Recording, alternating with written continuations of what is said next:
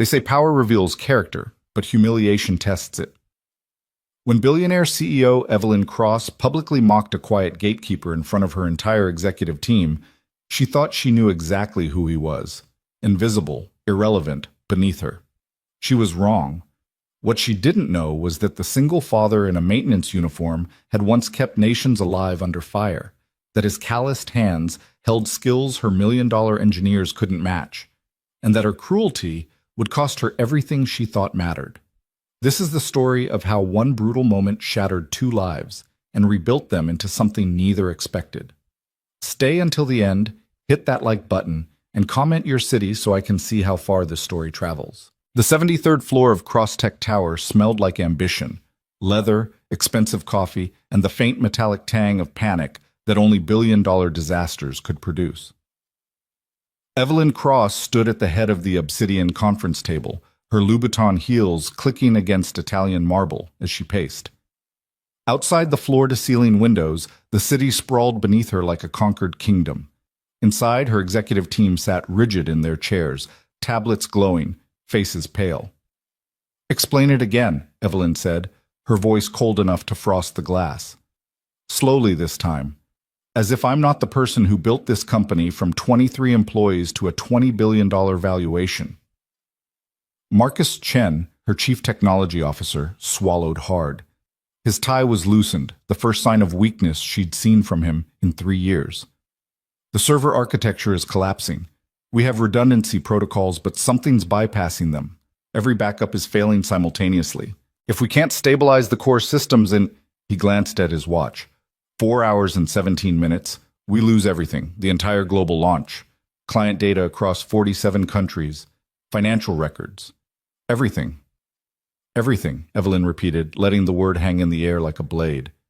And your team of elite engineers, the ones I pay 6 figures to prevent exactly this scenario, they're telling me what? That they can't fix it?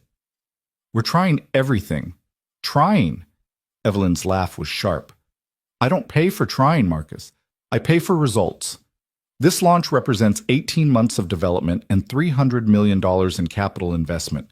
Our shareholders are expecting... I know what they're expecting, Marcus interrupted, then immediately regretted it when Evelyn's green eyes locked onto him like targeting lasers. I apologize. But ma'am, this isn't a normal failure. Someone with deep system knowledge designed this. It's not a bug. It's sabotage. The room went silent except for the hum of electronics and the distant sound of the city 73 stories below. Evelyn's jaw tightened. She'd built Crosstech on ruthlessness and precision. She'd outmaneuvered competitors, crushed hostile takeovers, and turned venture capitalists into disciples. She'd sacrificed relationships, sleep, and any pretense of softness to reach this height. And now some invisible enemy was trying to destroy it all. Find whoever did this, she said quietly, and find a way to stop it. I don't care if you have to burn the building down and rebuild the servers by hand. We launch in 4 hours. Ma'am, we've already called in every specialist we have access to. The conference room door opened. Everyone turned. Noah Mercer stood in the doorway, one hand still on the handle, the other holding a mop bucket. His Navy maintenance uniform was clean but worn, name patch stitched above the breast pocket. He was maybe 40, with close-cropped dark hair starting to gray at the temples, and the kind of quiet, weathered face that belonged to someone who'd learned to be invisible. I'm sorry to interrupt, Noah said, his voice low and even, but you've been in here for 3 hours, and I need to clean the... Get out! Evelyn snapped, without looking at him. Noah didn't move. Ma'am, building policy requires... Did I stutter? Evelyn turned to face him fully now, and several executives shifted uncomfortably in their seats. They'd seen this before. Evelyn Cross in full predator mode, and some unfortunate person in her crosshairs. I said get out. We're in the middle of a crisis that's worth more than you'll earn in 3 lifetimes. Your mop can wait. I understand. I'll come back. You'll come back when I tell you that you can come back.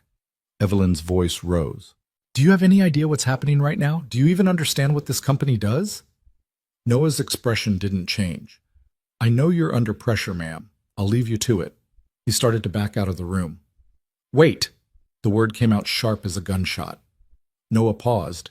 Evelyn walked toward him slowly, heels echoing. Behind her, Marcus Chen made a small sound of warning that she ignored. When she was close enough to see the faint scar along Noah's jawline, she smiled, the kind of smile that had preceded a dozen corporate executions. "Actually, stay," she said. "Everyone, meet Noah Mercer, is it?" She glanced at his name patch. "Noah Mercer, our custodial staff. Noah probably doesn't know this, but our entire company is about to collapse because our top engineers can't solve a server crisis. Isn't that right, Noah?" "I'm not sure I should be. Tell me, Noah, what do you think we should do? You must have an opinion. You clean these floors every night. You see the equipment. You probably overhear conversations." Evelyn's voice dripped with false sweetness. "Maybe you've picked up some technical knowledge? Maybe you can save us where our MIT and Stanford graduates have failed." The room was dead silent. Noah met her eyes for the first time, really met them, and something flickered in his expression. Not anger, not embarrassment, something older and colder. "No, ma'am," he said quietly. "I don't think I can help you." "Of course you can't." Evelyn turned back to her team, dismissing him. "Go push your mop somewhere else. The adults are trying to save a company." She expected him to leave. They always left when she used that tone, humiliated, diminished, grateful to escape. Instead, Noah said, "But if I could, you couldn't afford me." The words dropped into the room like a stone into still water. Evelyn turned slowly. "Excuse me?" "You asked if I could help. I'm saying that even if I had the skills you're looking for, you couldn't afford my rate. Based on what I'm hearing, you'd need someone with military-grade cybersecurity experience, real-time system architecture knowledge under crisis conditions, and the ability to work without sleep under hostile circumstances. That's a specialized skill set, very expensive." He said it without arrogance, without challenge, just a simple statement of fact. For the first time in 3 years, Marcus Chen smiled. Evelyn's face flushed. "You're a janitor giving me market analysis?" "I'm someone who knows his worth," Noah said, "and I'm someone who needs to pick up his daughter from school in 90 minutes, so if you'll excuse me, how much?" The question came out before Evelyn could stop it. Noah paused. "Ma'am? You said I couldn't afford you. I'm asking your price. Hypothetically. If you actually could fix this, which we both know you can't, what would you charge?" The executives were staring now, a mixture of horror and fascination on their faces. Nobody talked to Evelyn Cross like this. Nobody. Noah was quiet for a long moment. Then he said, "Respect." "What?" "Respect," Noah repeated. "That's my rate. Not money. Not corporate promises, just basic human respect. But since that doesn't seem to be available here, I think we're done." He turned to leave. "Wait," Evelyn said, and this time there was something new in her voice, curiosity warring with rage. "You're serious? You actually think you could fix this?" "No, ma'am. I didn't say that. But you implied—" "I implied that you couldn't afford me even if I could help. That's not the same thing as claiming I can." Noah's hand was on the door handle. "But just so you know, your problem isn't sabotage. It's cascade failure in your redundancy protocols triggered by a memory leak in your backup authentication system. Your team is trying to fix the symptoms instead of the disease. You're not going to solve it by throwing more engineers at the servers." He opened the door. Marcus Chen stood up so fast his chair rolled backward. "How the hell do you know that?" Noah looked at him. "Lucky guess. Good luck with your launch." "Stop." This time the command came from Marcus, not Evelyn. He crossed the room in 3 strides, pulling up his tablet. Memory leak. Jesus Christ. Jesus Christ, he's right. Look at the authentication logs. There's a pattern. It's not bypassing the backups. It's poisoning them from the source.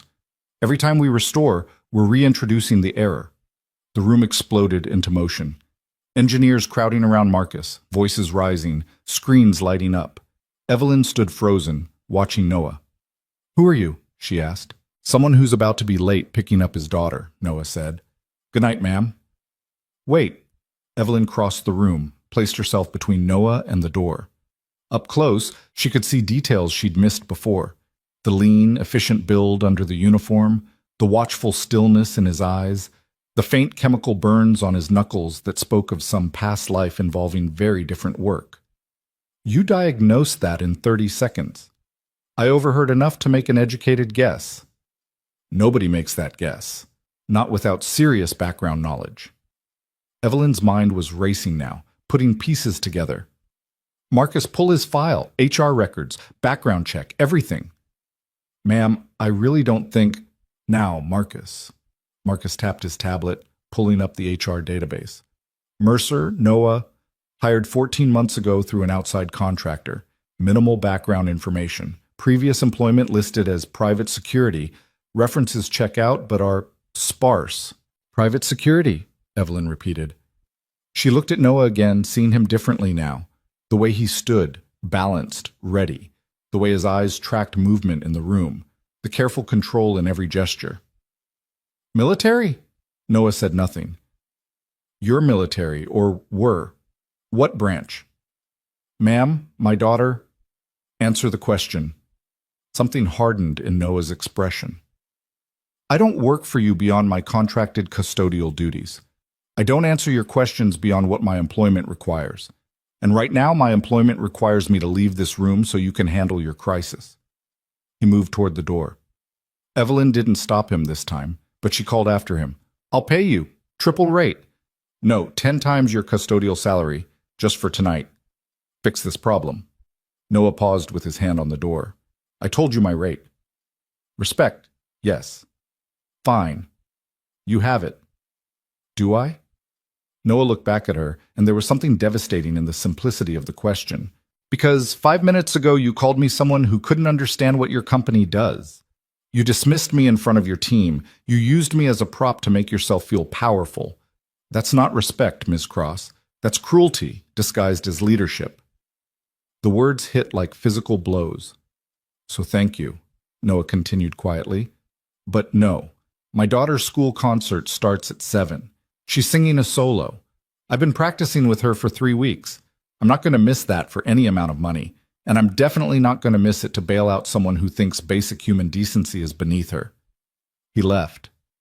The door closed with a soft click. The room stayed silent for exactly 10 seconds. Then chaos erupted. Engineers shouting theories, executives demanding action, Marcus trying to coordinate 3 teams simultaneously while tracking down Noah's full employment history.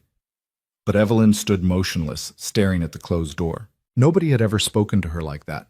Nobody had ever walked away. And nobody, ever, had diagnosed a cascade failure in her multi-billion-dollar system architecture by overhearing 30 seconds of panicked executive conversation. Ma'am, Marcus appeared at her elbow. I pulled deeper. Noah Mercer wasn't just military. He was Spec Ops, Cyber Warfare Division, classified deployments.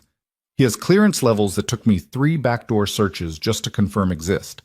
This isn't some guy who learned tech as a hobby. This is someone who kept battlefield command systems operational under active fire. Evelyn's stomach dropped. And he's working as a janitor. Single father, Marcus read from his screen. Sole custody of a 9-year-old daughter. Wife died 4 years ago. He left active service shortly after. No arrests, no red flags. He just disappeared into civilian life. Found this job through a contractor who probably never looked past his references. Find him, Evelyn said. Ma'am? Find him. Apologize. Offer him whatever he wants. We need him. Marcus hesitated. He was pretty clear about... I don't care what he was clear about. This company is going to collapse if we can't stabilize those servers. And apparently the one person in this building who actually understands the problem is mopping floors on the 42nd level. So find him, Marcus. Convince him. Do whatever you have to do. And if he says no? Evelyn finally looked away from the door. Then we lose everything. Noah Mercer walked through the stairwell. He always took the stairs, old habit from years of keeping his conditioning sharp, and tried to let the anger drain out of his shoulders. It wouldn't help. Anger never helped. Sarah needed him calm and present tonight, not bitter about some billionaire CEO's casual cruelty. He'd learned to be invisible. It was safer that way. After Melissa died, after he'd left the service and taken Sarah out of the life that came with military deployments and classified operations, He'd wanted simplicity, wanted to be present, wanted to be the father Melissa would have wanted him to be. So he'd taken a job that let him work nights when Sarah was sleeping, that paid enough to cover their small apartment and her school expenses, that didn't ask questions about the gaps in his resume or why someone with his clearance levels was applying to push a mop. Most days, it worked. Most days, he was just another invisible worker in a building full of people too important to notice him. But some days, days like today, he remembered what it felt like to be someone else, someone whose opinion mattered, someone whose skills meant something. His phone buzzed. Text from Sarah's school. Reminder, winter concert tonight at 7 p.m. Please arrive by 6:45 for seating. Noah smiled despite everything. Sarah had been nervous about her solo for weeks. They'd practiced every night, her clear voice filling their tiny apartment, growing stronger and more confident. He wouldn't miss it for anything.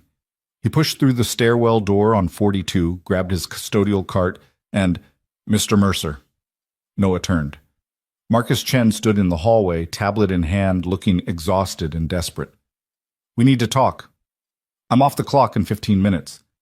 I know, and I know you have somewhere to be, but please, just hear me out." Marcus ran a hand through his hair.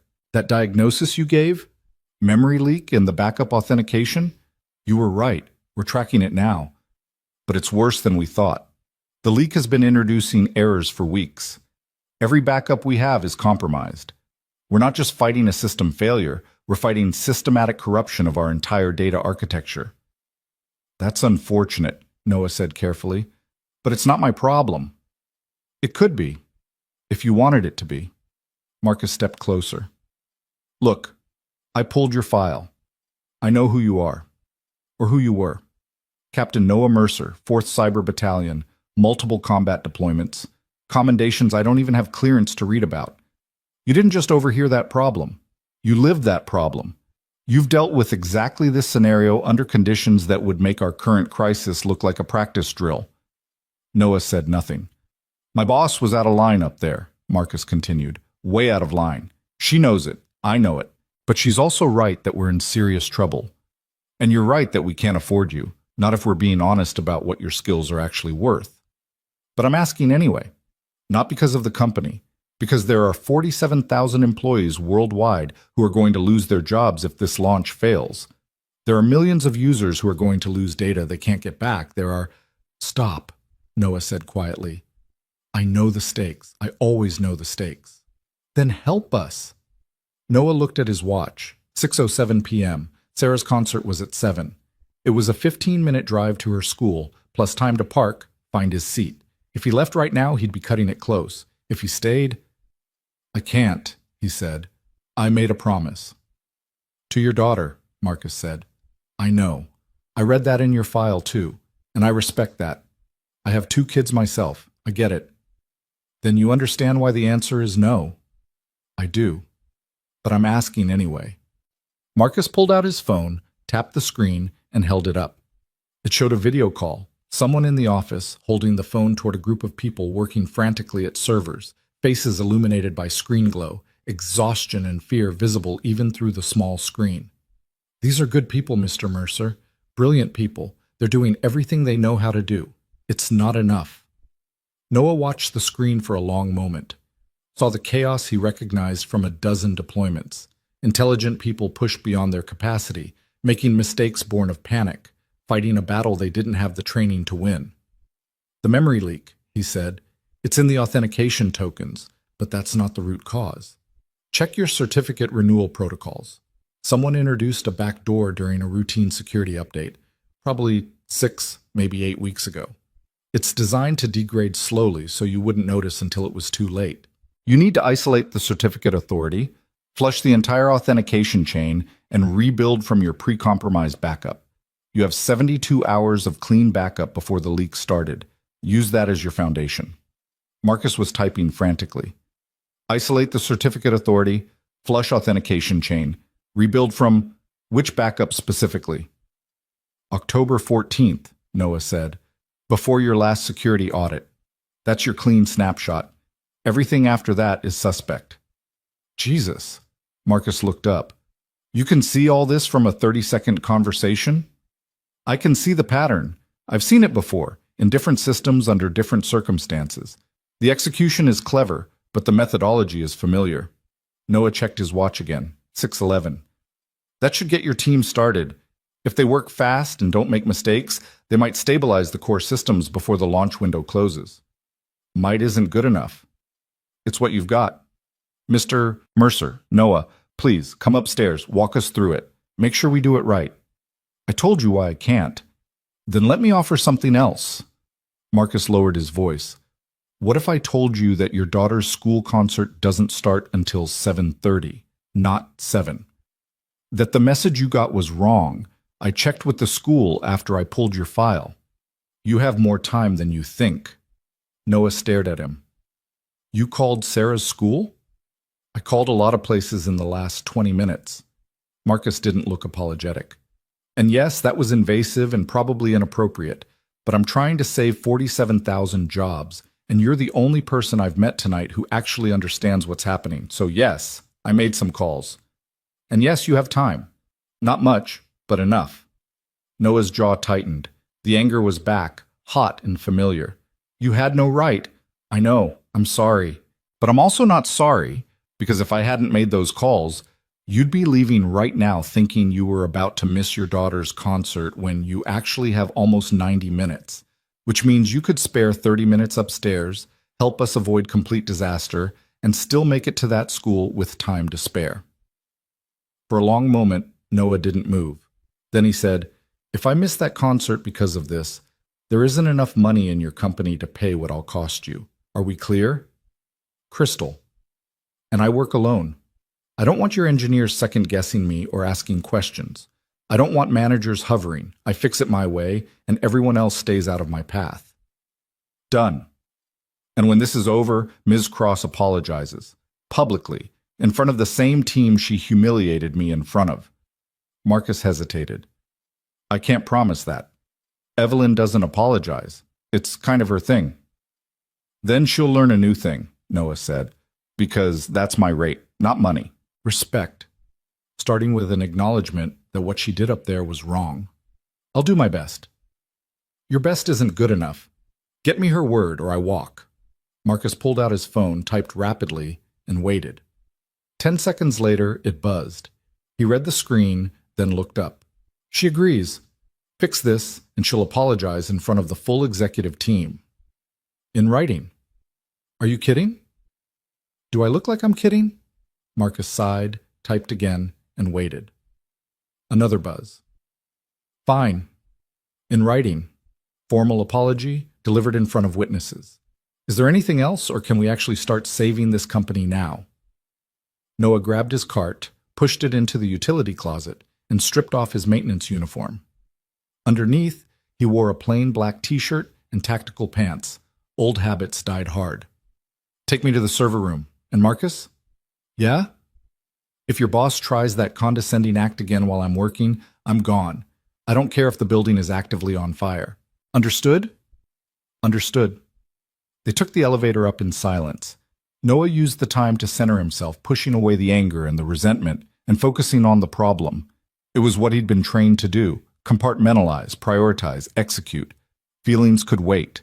The mission came first, except his mission wasn't supposed to be corporate server failures anymore. His mission was supposed to be getting Sarah to her concert on time, making sure she felt confident before her solo, being present and steady in her life the way Melissa would have wanted. But as the elevator climbed, Noah felt the old reflexes clicking into place, the calm that came from knowing exactly what needed to be done, the clarity that came from having a problem he actually knew how to solve. Maybe, he thought, he could do both. The elevator doors opened on 73. Evelyn Cross stood waiting in the hallway. She'd removed her suit jacket. Her blonde hair was pulled back in a severe ponytail, and her face was pale but composed. When she saw Noah, something flickered in her expression. Embarrassment, maybe, or anger at being forced to negotiate. Mr. Mercer, she said, thank you for coming back. I haven't agreed to anything yet, Noah said. Marcus told me you'd apologize for what happened downstairs. I will. After you fix the problem. Before. Now. Evelyn's eyes narrowed. You're negotiating timing on an apology while my company collapses? I'm establishing the terms of our agreement before I start work. If you can't manage basic respect before I've done anything for you, there's no reason to believe you'll manage it after. They stood there, locked in mutual assessment. Then Evelyn said, "You're right. What I did downstairs was inappropriate and cruel. You didn't deserve to be spoken to that way. I apologize." "Say it like you mean it." "Excuse me?" "You're reading lines," Noah said. "You're checking a box so you can get what you want, but you don't actually think you were wrong. You just think you got caught. So either apologize like you actually understand why what you did was harmful, or I'm walking." Marcus made a sound like a small animal dying. Evelyn's face flushed red. "You have no idea what I know exactly what you think," Noah interrupted. "You think I'm leverage, a piece you can move around your board to solve your problem. You think that if you say the right words and make the right promises, you can manipulate me into doing what you want. But here's the thing, Ms. Cross. I've dealt with people like you before. People who think rank and money and power make them untouchable. And I've learned that the only way to deal with people like you is to establish boundaries immediately and enforce them without compromise." He turned toward the elevator. "Good luck with your launch." "Wait." Evelyn's voice was different now, quieter, strained. "Please." Noah stopped. "You're right," Evelyn said. "About all of it. I was cruel because I was scared, and I took that fear out on you because you were convenient and couldn't fight back. I humiliated you to feel powerful because my actual power, my company, my achievement, everything I've built was falling apart, and I couldn't control it. That was wrong. I'm sorry." She said it looking directly at him, no hedging, no conditions. Noah held her gaze for a long moment, then he nodded once. "Show me the servers." The relief on Marcus's face was almost comical. They walked through the executive level to a secure door marked Authorized Personnel Only. Marcus swiped his badge, pressed his thumb to a biometric scanner, and the door clicked open to reveal a stairwell leading up. "Server room is on 74, climate-controlled, redundant power, all the high-end security. After what you said about the authentication protocols, we've been trying to isolate the certificate authority, but we keep hitting cascade failures. Every time we think we've contained it, another system goes critical." "Because you're treating symptoms," Noah said as they climbed. "The authentication leak is poisoning your systems, but your engineers are trained to fix individual failures. They're not thinking in terms of systematic compromise." "And you are?" "I had to. In combat situations, you don't get second chances. If your command and control networks go down during an operation, people die. So you learn to think in terms of systemic integrity, total architecture, and cascade prevention. You learn to see the pattern underneath the chaos." They emerged into the server room, a cathedral of technology, thousands of blinking lights and humming processors arranged in perfect rows. Noah could hear the desperation before he saw it. Engineers shouting coordinates, technicians running between equipment racks, someone crying quietly in the corner. Marcus whistled sharply. "Listen up. This is Noah Mercer. For the next however long this takes, he's in charge. You do what he says, when he says it, without question. Clear?" A few engineers looked up, skeptical. One, a young woman with purple hair and exhausted eyes, said, "Who the hell is Noah Mercer?" "Someone who diagnosed our cascade failure in 30 seconds, Marcus said. "Someone who knows more about system architecture under crisis conditions than anyone in this room. And someone who's got 75 minutes before he has to leave whether we're done or not, so I suggest we stop asking questions and start following instructions." Noah walked to the nearest terminal, called up the system architecture, and started analyzing the authentication chains. It was worse than he'd thought. The backdoor had been sophisticated, designed by someone who understood both the technical systems and the human patterns of the engineers who maintained them. They'd introduced the vulnerability during a routine security update, hidden it inside legitimate certificate renewals, and built in degradation timers that would ensure the failure happened during the highest stakes moment possible. "This wasn't random," Noah said. "This was targeted sabotage by someone with intimate knowledge of your systems."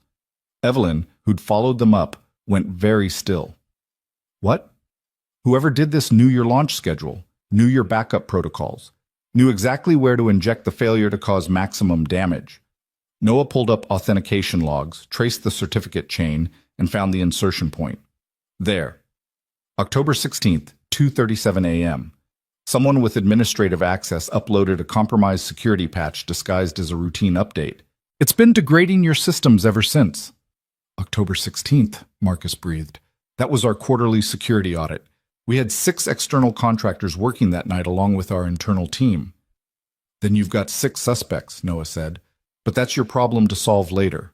Right now, I need every engineer in this room to stop what they're doing and listen carefully. We're going to flush the entire authentication architecture and rebuild from your October 14th backup. That means every system goes offline simultaneously for approximately 8 minutes. Every connected device will lose connection. Every active process will terminate. It's going to look catastrophic. Do not panic. Do not try to fix individual failures. Let the system come back up on its own once the new authentication chain is established. 8 minutes, Evelyn said. Your shareholders are going to lose everything if we don't do this. Noah cut her off. So make your choice. 8 minutes of controlled chaos or total collapse in the next 90 minutes. Evelyn looked at Marcus. Marcus looked at Noah. Then she nodded. Do it. Noah turned back to the terminal. Everyone clear this area except for... He scanned the room. You. He pointed at the young woman with purple hair. What's your name? Kira. Kira, you look like you actually understand what you're looking at. Everyone else out. I need space to work. The engineers filed out reluctantly, leaving just Noah, Kira, Marcus, and Evelyn in the vast server room. What do you need from me? Kira asked. I need you to monitor secondary systems while I handle the authentication rebuild. When I give the signal, you'll initiate the October 14th restore on your terminal while I flush the corrupted certificates on mine. We have to hit the execute commands within 3 seconds of each other, or the systems will reject the new authentication chain and will crash everything. 3 seconds? Kira repeated. That's not a lot of margin. No, Noah agreed. It's not. Which is why I need you to be absolutely certain you can do this. If you hesitate, if you second guess, if you freeze, we lose. Kira met his eyes. I can do it. Good. Noah checked his watch. 6:47. Sarah's concert started at 7:30. He had 43 minutes. Miss Cross, you and Marcus need to prepare your teams for the blackout. Make sure everyone knows this is intentional. The last thing we need is some well-meaning engineer trying to override the shutdown. Evelyn hesitated. Can I ask you something first? Quickly. Why did you come back? You could have walked away. You made your point. Why risk missing your daughter's concert to save a company owned by someone who humiliated you? Noah didn't look up from the terminal. Because Marcus was right. 47,000 people losing their jobs isn't your problem, it's theirs. And they don't deserve to pay the price for your cruelty or whoever sabotaged your systems. Sometimes you help people not because they deserve it, but because the alternative is worse. He typed a series of commands, isolating the certificate authority from the main network. Now please clear the room so I can work. Evelyn and Marcus left. Kira stayed at her terminal, fingers poised over the keyboard, watching Noah with an expression somewhere between terror and fascination. You really did this in combat? She asked. Different systems, same principles. Though usually there were fewer billion-dollar stakes and more immediate physical danger. Sounds awful. It had its moments. Noah pulled up the backup restoration protocols, verified the October 14th snapshot was clean, and began building the command sequence that would flush and replace the entire authentication architecture. You ready? No, Kira said honestly, but I'll do it anyway. That's the only readiness that matters. Noah's fingers moved across the keyboard in practiced patterns. Muscle memory from hundreds of similar operations, different equipment, same fundamental architecture. He could feel the system responding, the compromised protocols isolating themselves as he cut off their access to core functions. It was like surgery, removing infected tissue while keeping the patient alive. Prepare for execute on my mark, Noah said. 3, 2, 1. Mark. They hit their keys simultaneously. For exactly 3 seconds, nothing happened. Then every light in the server room went red. Every screen went black. The ambient hum of thousands of processors dropped to silence. Kira made a small sound of panic. It's not. Wait, Noah said quietly. Count to 8. Don't touch anything.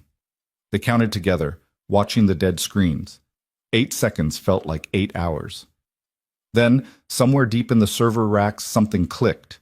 A single light turned green, then another, then 10, then 100. The screens flickered back to life, authentication protocols rebuilding themselves, systems coming online in cascading waves. Noah watched the progress bars tracking the rebuild.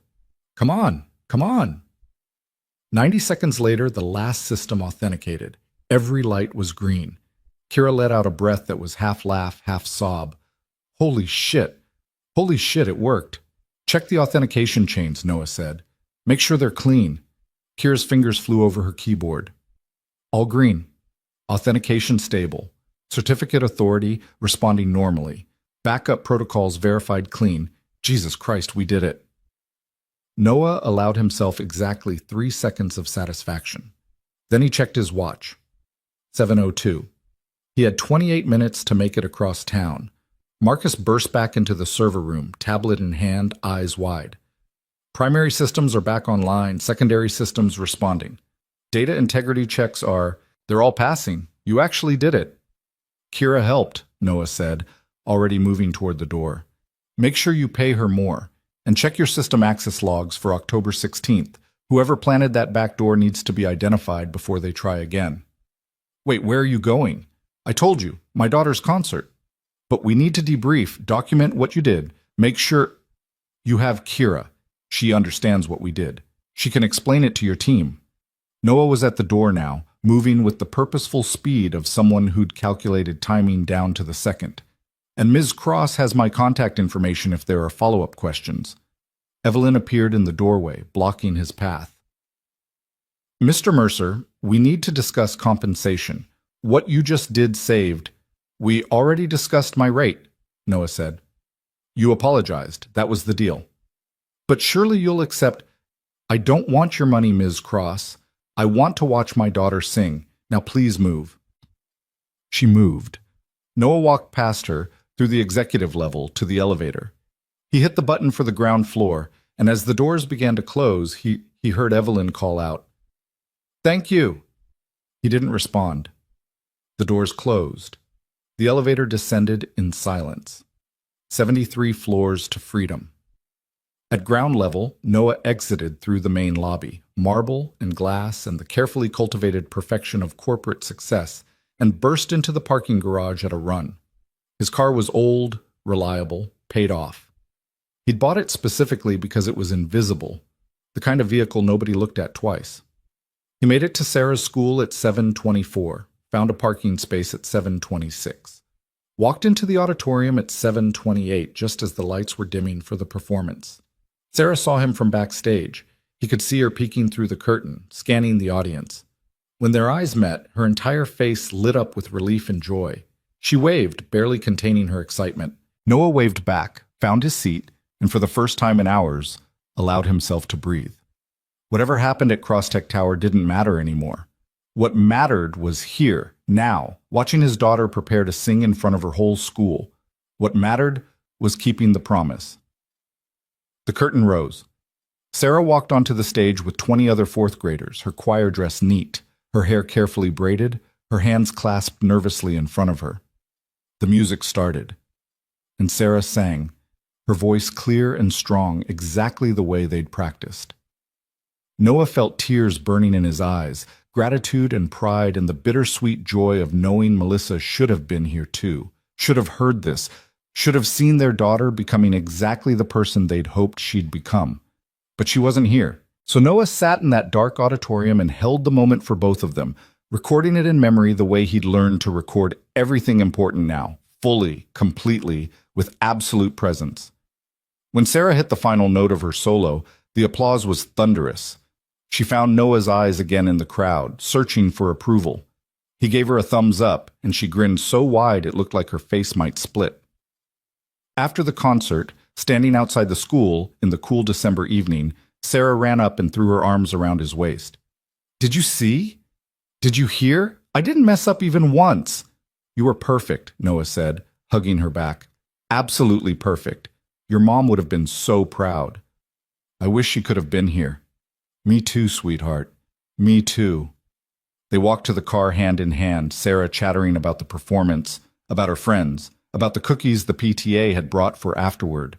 Normal things, safe things, the things that mattered. Noah's phone buzzed in his pocket. He ignored it. It buzzed again and again. Sarah looked up. Is that work?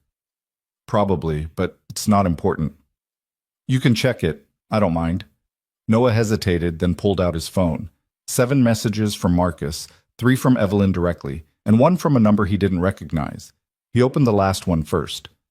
Mr. Mercer, this is Kira from tonight. Just wanted to say thank you for trusting me in there. That was the coolest thing I've ever been part of. Also, Ms. Cross wants you to call her. I think she's freaking out about something. Anyway, thanks again. You made me feel like I actually knew what I was doing. Noah smiled despite himself, then opened Marcus's messages. You need to call Evelyn. Now. Seriously, this is important. Mr. Mercer, we have a situation. The sabotage was more extensive than we thought. We need your help. Are you there? Please respond. Evelyn is offering a formal contract. Name your terms. Whatever you want. This is urgent. Please call. If we don't hear from you in the next hour, we're going to have to make some difficult decisions about security protocols and personnel. Your input could change everything. Noah stared at the messages. Then he looked at Sarah, happily humming her concert song in the passenger seat. And he made a choice. He turned off his phone. Everything okay, Dad? Sarah asked. Everything's fine, Noah said. How about we stop for ice cream on the way home? I think someone deserves a celebration. Really? Even though it's a school night? Even though it's a school night. Sarah's squeal of delight echoed through the car. Noah drove toward their favorite ice cream shop, leaving Crosstech Tower and its crises and its desperate messages behind him in the dark. Whatever was happening there would still be happening tomorrow. It would keep happening until someone dealt with the fundamental problem. Not the technical sabotage, but the culture that had allowed it. The arrogance that had led Evelyn Cross to humiliate someone she thought couldn't fight back. The system that had made everyone in that building think power mattered more than competence, and money mattered more than respect. Noah had spent enough of his life fighting other people's battles. Tonight, he was exactly where he was supposed to be, with his daughter, keeping his promise. Everything else could wait. The ice cream melted faster than Sarah could eat it, dripping down her fingers in sticky rivulets as she told Noah about every detail of the concert, who sang off key, who forgot their lines, how Mrs. Patterson had given her an extra-long hug afterward. Noah listened with the kind of attention he'd once reserved for mission briefings, nodding at all the right moments, asking questions that made Sarah light up with the joy of being truly heard. By the time they got home to their small apartment on the 3rd floor of a building that had seen better decades, it was nearly 9 o'clock. Sarah was yawning between sentences, the adrenaline of performance giving way to exhaustion. Noah helped her wash the sticky ice cream from her hands, supervised teeth brushing, and tucked her into bed with the same care he'd once used to maintain million-dollar equipment under combat conditions. Dad? Sarah's voice was sleepy, muffled by her pillow. Are you happy? The question caught Noah off guard. Of course I am. Why would you ask that? I don't know. Sometimes you look sad, like you're thinking about Mom. Noah sat on the edge of her bed, smoothing her hair back from her forehead. I do think about Mom, every day. But that doesn't mean I'm not happy.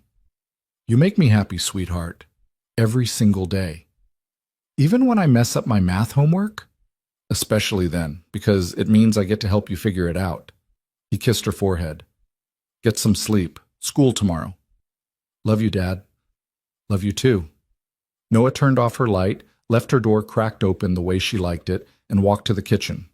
Their apartment was small, 2 bedrooms, a bathroom that barely fit 1 person, a kitchen-living room combination that served as everything else.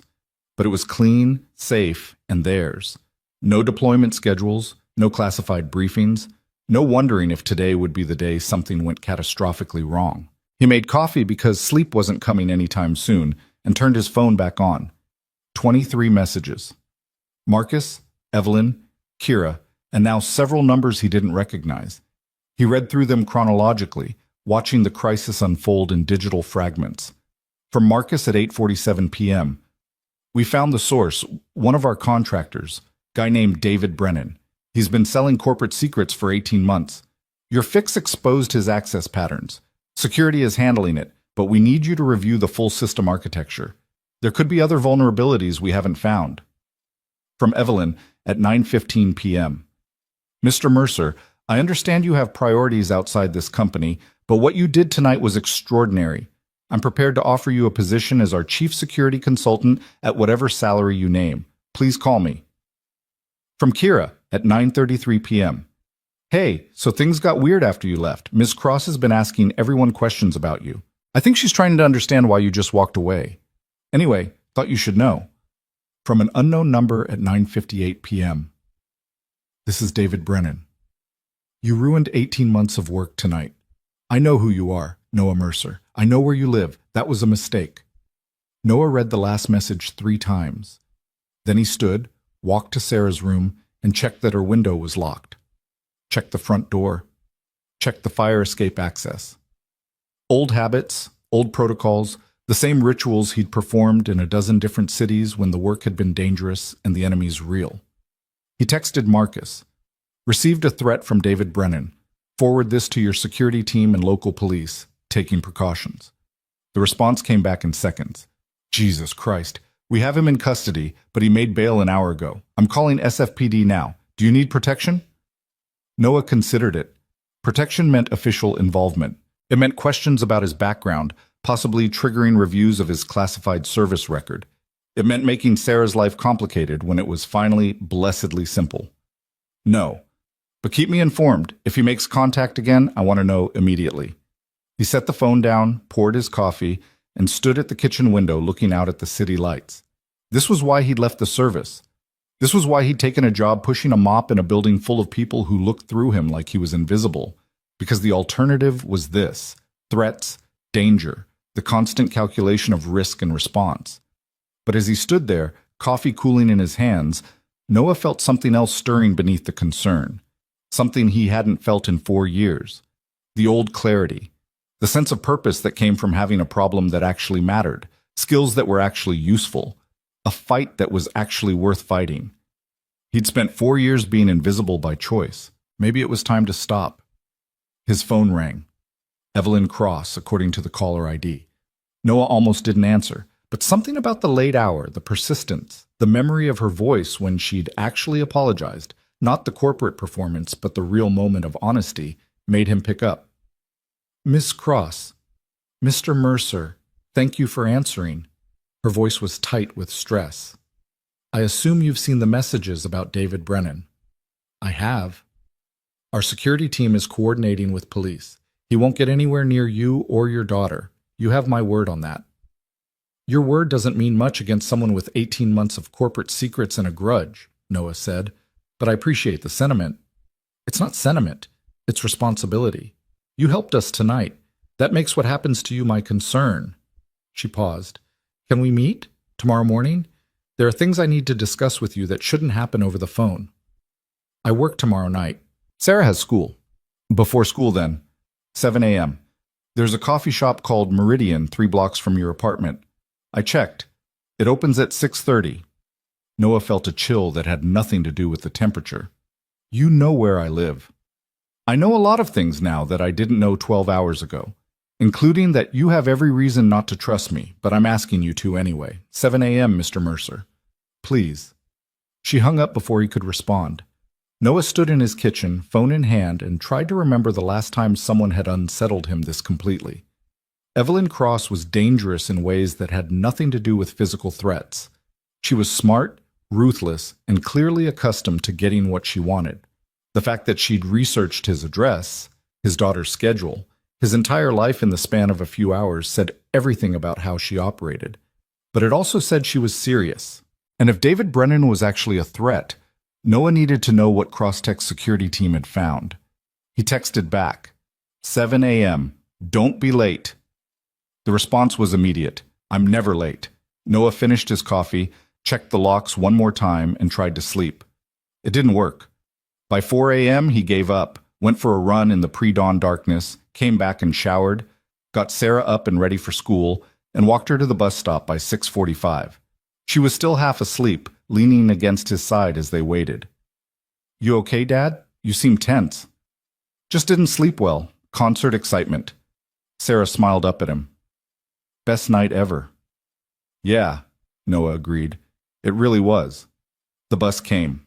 Sarah climbed aboard, waved from her window seat, and disappeared into traffic. Noah walked 3 blocks to Meridian Coffee, a small place with exposed brick walls and the kind of earnest artisanal atmosphere that charged $7 for a cup of coffee, but made it well enough that people paid anyway. Evelyn Cross sat at a corner table, laptop open, phone face down beside it. She'd traded last night's power suit for dark jeans and a gray sweater, her hair pulled back in a simple ponytail. Without the corporate armor, she looked younger, maybe late 30s instead of the ageless perfection of professional success. She saw Noah, closed her laptop, and gestured to the seat across from her. "Thank you for coming. What can I get you?" "Black coffee. Large." Evelyn flagged down a server, ordered for both of them, and waited until the drinks arrived before speaking. "David Brennan worked for us for 18 months as a security contractor. He had high-level access to our systems, which he used to steal proprietary data and sell it to 3 of our competitors. Your fix last night exposed his access patterns because the authentication rebuild required him to reconnect through protocols he'd been avoiding. Our security team tracked him, built a case, and had him arrested by midnight." "And then he made bail and threatened me," Noah said. "Yes, which shouldn't have been possible. The judge set bail at $2 million, but someone paid it within an hour." Evelyn slid a folder across the table. "These are the financial records our forensic team pulled. The money came from an offshore account registered to a shell company. We're still tracing ownership, but it's sophisticated. Whoever is backing Brennan has resources." Noah opened the folder, scanned the documents. The money trail was indeed complex. Multiple transfers through different jurisdictions, each one legally structured to obscure the source. This isn't just corporate espionage. This is state-level intelligence work. That's what our consultants said, which is why I need to ask you something, and I need you to be honest. Evelyn leaned forward. "What exactly did you do in the military?" "Classified?" "I've read your file. The unclassified parts. 4th Cyber Battalion, multiple combat deployments, commendations you're not allowed to talk about. But there are gaps, months where your service record is completely redacted, operations that officially never happened." She held his gaze. "I need to know if what you did last night exposed you to danger beyond an angry contractor." Noah was quiet for a long moment. The coffee shop hummed around them, espresso machines hissing, quiet conversations, the morning ritual of a city waking up. Normal life, the kind of life he'd built for Sarah. "What I did in the military," he said carefully, "was keep critical systems operational in hostile environments. Sometimes those environments were combat zones. Sometimes they were places that officially don't exist. I can't tell you more than that, but you made enemies. Everyone makes enemies if they're good at their job. That's not an answer. It's the only answer you're getting, Ms. Cross." Noah closed the folder. "But to address your actual concern, no, I don't think David Brennan's backers are connected to my past. This is about your company's secrets, not mine. The threat he made was opportunistic. He's angry and scared and lashing out. Men like that rarely follow through." "Rarely isn't never." "No, it's not. Which is why I've already taken precautions." Noah drank his coffee. It was good, probably worth $7. "Is that all you wanted to discuss? Because I need to get to a few things before Sarah's home from school." "No, that's not all." Evelyn pulled out her phone, tapped the screen, and turned it toward him. "This is a contract, chief security consultant position. You'd have full authority over our digital infrastructure, access to any resources you need, and a mandate to prevent what happened last night from ever happening again. The salary is $250,000 annually, with full benefits, flexible schedule, and—" "No," Noah said. "You haven't even read the terms." "Don't need to. I'm not interested." Evelyn's jaw tightened. "Why not? You clearly have the skills. You proved that last night.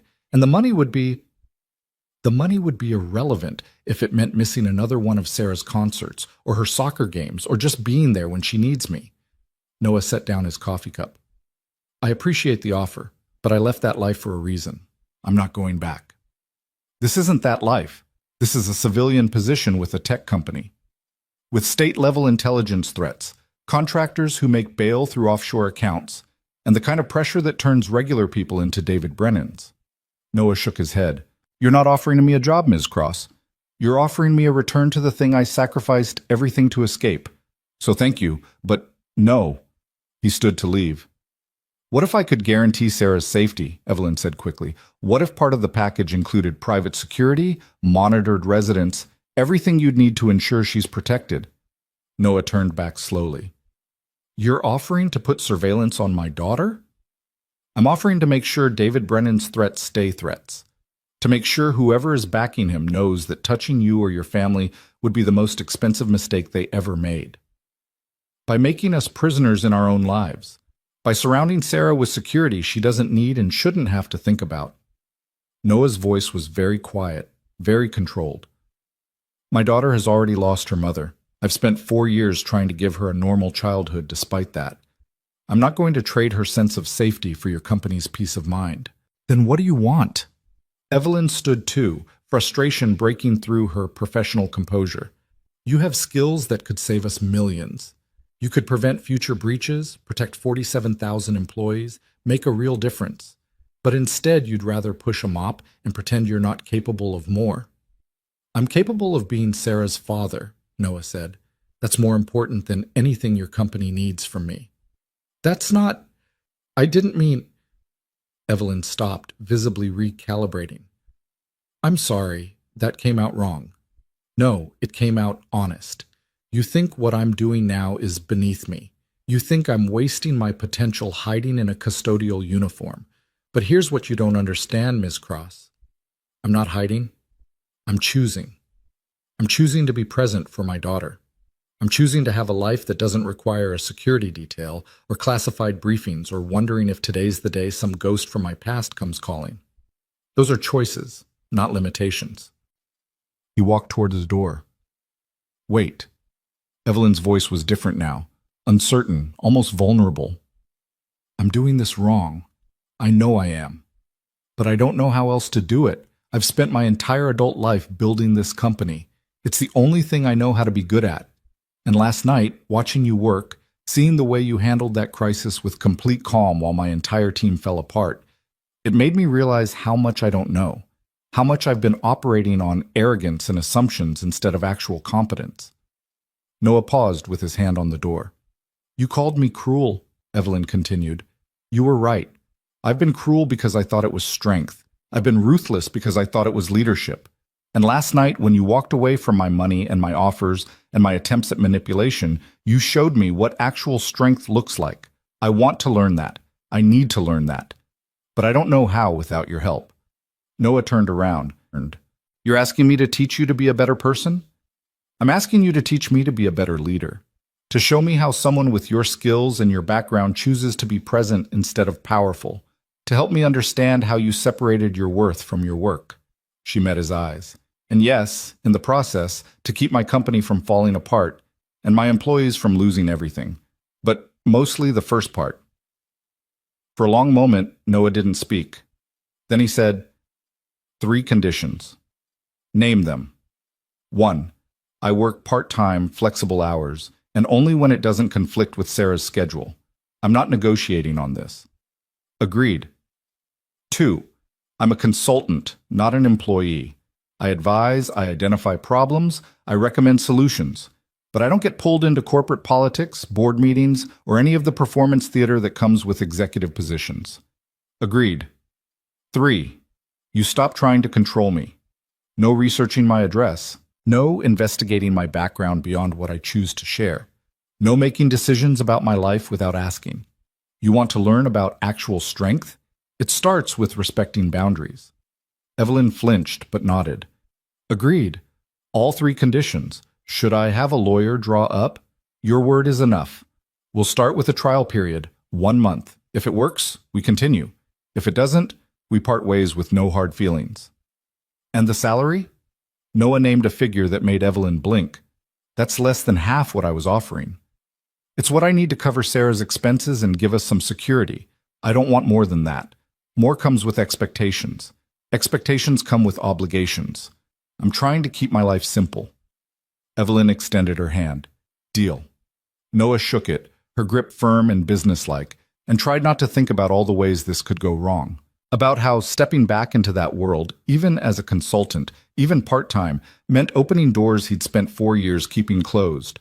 About how David Brennan's threats might be the least of his concerns if the wrong people learned he was working in private sector security again. But he thought about Sarah's college fund, currently sitting at $7,000 and growing slowly. About the leak in their apartment bathroom that the landlord kept promising to fix but never did. About the way Sarah's shoes were getting tight and her winter coat was fraying at the cuffs. About having the resources to give her not just necessities but opportunities. Sometimes you made compromises. Sometimes you took risks. Sometimes you chose the complicated path because the simple one wasn't actually working as well as you pretended. When do you want me to start? Noah asked. Today. Right now. I'll have Marcus brief you on everything we found about Brennan's network. You can work remotely if that's easier. Tomorrow. I need to arrange some things. Make sure Sarah's schedule is covered. Talk to my supervisor about changing shifts. I'll handle your supervisor. Consider yourself on leave from custodial duties effective immediately. Noah frowned. I'd rather... Mr. Mercer. Noah. You just agreed to help me rebuild my company's security infrastructure. I think I can manage the politics of transferring you from maintenance to consulting. She smiled, and for the first time it looked genuine instead of calculated. Let me do this one thing without a negotiation? Fine. But I'm keeping my uniform. I earned it. I wouldn't expect anything less. They left the coffee shop together, stepping into morning sunlight that painted the city in shades of gold and shadow. Evelyn's car, a sleek black sedan that probably cost more than Noah's annual salary, was parked illegally at the curb with a ticket tucked under the windshield wiper. She removed it without looking, dropped it in her purse. You just going to pay that? Noah asked. Cost of doing business. She opened the driver's door, then paused. Can I ask you something personal? You can ask. I might not answer. Your daughter's mother. The file said she died 4 years ago. Was it related to your military work? Noah's expression went very still. No, it was cancer. Stage 4 pancreatic. She was gone 6 weeks after diagnosis. I'm sorry. So am I. Noah looked at the city, the morning traffic, the ordinary chaos of ordinary lives. She made me promise that I'd give Sarah the childhood she deserved, that I wouldn't let the work consume me the way it was starting to. She died knowing I'd keep that promise. So when you offer me money or position or anything else, understand that I'm not turning it down because I don't want success. I'm turning it down because I already promised someone I loved that success isn't what I'm chasing anymore. No, Evelyn was quiet for a moment. Then she said, She must have been remarkable. She was. She saw things in me I didn't see in myself. She made me better. Noah's voice was rough, which is why when you ask me to teach you about strength or leadership or any of that, I'm not sure I'm the right person. Everything good in me came from her. I don't think that's true. But even if it is, someone taught you. Someone showed you a different way to be. Maybe you can do the same for someone else. Maybe. Noah didn't sound convinced. I'll see you tomorrow, Ms. Cross. 9 a.m.? Evelyn. If we're going to work together, even part-time, you should call me Evelyn. Tomorrow, Evelyn. Noah walked away, hands in his pockets, back toward his apartment and his daughter's eventual return from school. Behind him, Evelyn sat in her expensive car with the unpaid parking ticket and watched him go, something shifting in her chest that felt uncomfortably like respect. Or maybe envy. Or maybe just the first whisper of understanding that everything she'd built her life around might matter less than she'd spent 38 years believing. She drove back to Crosstech Tower, rode the elevator to the 73rd floor, and found Marcus waiting with 3 security consultants, 2 lawyers, and a complete breakdown of David Brennan's network infiltration. Where have you been? Marcus asked. We've been trying to reach you for an hour. Recruiting, Evelyn said. Noah Mercer starts tomorrow as our chief security consultant. Clear his background check, set up his access credentials, and make sure everyone knows he has my full authority on all security matters. You convinced him to take the job? Eventually, it required actual honesty, which turned out to be more effective than money. Evelyn dropped her bag on her desk. What's the situation with Brennan? In the wind. He violated bail conditions and disappeared. Police have a warrant, but no leads. Marcus pulled up surveillance footage. We traced his access backward through 18 months of logs. He wasn't just stealing data, he was mapping our entire corporate structure, documenting our relationships with clients, even tracking individual employee patterns. This wasn't opportunistic theft. This was systematic intelligence gathering. For what purpose? Unknown. But whoever bought that information now knows everything about how Crosstech operates, our vulnerabilities, our strengths, our expansion plans. Marcus looked grim. In the wrong hands, that's enough to destroy us.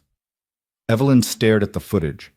Brennan's digital ghost moving through their systems, invisible and patient, extracting value they hadn't known they were losing until it was almost too late. Then we need to assume the worst, she said. Assume our competitors have this information. Assume they're already using it. And assume that when Noah comes in tomorrow, we're going to need him to do more than just fix our security architecture. We're going to need him to teach us how to think like someone who's been hunted. You think this goes beyond corporate espionage? I think David Brennan's bail money came from somewhere sophisticated enough to hide the trail through multiple jurisdictions. I think Noah Mercer recognized military-grade intelligence work when he saw it. And I think... Evelyn stopped, recalibrating her certainty into something more honest. I think I don't know enough to know what I don't know, which is exactly why I need Noah. She turned to the windows, looking down at the city from 73 floors up.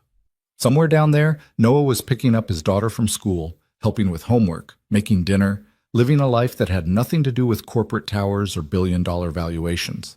A life that, from this height, looked impossibly small and impossibly valuable at the same time. Evelyn pressed her palm against the glass, feeling the cold through the barrier, and wondered what it would be like to choose that. To deliberately step away from power and find something more important. To define success by presence instead of profit. She'd spent 20 years building this company. She'd sacrificed relationships, health, any semblance of life outside work.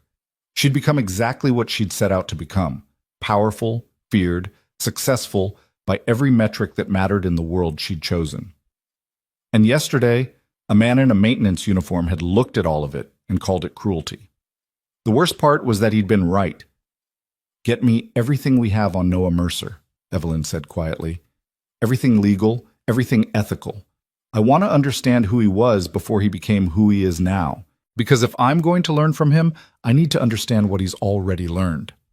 Evelyn, Marcus said carefully, he specifically told you not to investigate him. He said not to make decisions about his life without asking. He said to respect his boundaries. He didn't say I couldn't try to understand him better. She turned from the window. There's a difference between invasion and education, Marcus. I'm trying to learn the difference. Marcus looked at her for a long moment, something like concern crossing his features. Are you okay? You've been different since last night, since he showed me that everything I thought was strength was actually fear, Evelyn finished. No, Marcus, I'm not okay, but maybe that's the first honest thing I've been in years. She walked to her desk, opened her laptop, and started reading through the security reports. Started preparing for tomorrow when Noah would arrive and begin the complicated work of teaching her company, teaching her how to be better. Outside, the city hummed with its usual chaos. Inside Crosstech Tower, in the silence of the executive level, Evelyn Cross began the much harder work of admitting she didn't have all the answers. And somewhere across town, Noah Mercer picked up his daughter from school, listened to her talk about her day, and tried not to think about the fact that he'd just agreed to step back into the world he'd spent 4 years escaping. But he thought about it anyway. Because that's what happens when you're good at something dangerous. It never really lets you go. It just waits, patient and inevitable, for the moment when you'll need it again. And whether Noah was ready to admit it or not, that moment had arrived. Noah arrived at Crosstech Tower at 8:45 the next morning, 15 minutes early because old habits were carved into muscle memory. He dropped Sarah at school, watched her disappear into the building with her backpack and her friends, and felt the familiar weight of divided attention settling onto his shoulders. Part of him was already calculating pickup times, homework schedules, dinner plans. The other part was running threat assessments, mapping security vulnerabilities, preparing for whatever chaos Evelyn Cross's world would throw at him today. The lobby security guard, a young guy named Tommy, who'd always nodded politely when Noah came through in his maintenance uniform, did a double take when Noah approached in civilian clothes, a visitor badge clipped to his jacket. "Mr. Mercer? They told me you were coming up as a consultant now. That true?" "Apparently." "Man, that's wild. I always figured you were just keeping your head down, you know? Didn't realize you were actually somebody." Noah paused at the elevator bank. "I'm not somebody, Tommy. I'm just doing a different job for a while." "Yeah, but consultants make bank, and Ms. Cross doesn't bring people in unless they're serious heavy hitters." Tommy leaned in conspiratorially. "Word is you saved the whole company the other night, fixed something none of the engineers could touch." "Word travels fast. Always does in a building like this. Anyway, good for you, man. Nice to see someone get recognized." The elevator arrived. Noah stepped in, pressed 73, and watched Tommy's face disappear as the doors closed. Recognized. The word sat uncomfortably in his mind. He didn't want recognition. He wanted to solve the problem, collect his paycheck, and get back to the life he'd carefully constructed away from people who knew his name. But as the elevator climbed, Noah admitted to himself that something had shifted. Yesterday, walking into that server room, feeling his hands move across keyboards with the old confidence, seeing the system respond to his commands, it had awakened something he'd been trying to keep dormant. Not ambition, exactly. Something quieter and more dangerous. Purpose. The elevator opened onto the executive level. Marcus stood waiting, tablet in hand, looking like he'd already been working for hours. "Noah, good morning. Evelyn's in a meeting with legal, but she wanted me to get you started on the security audit.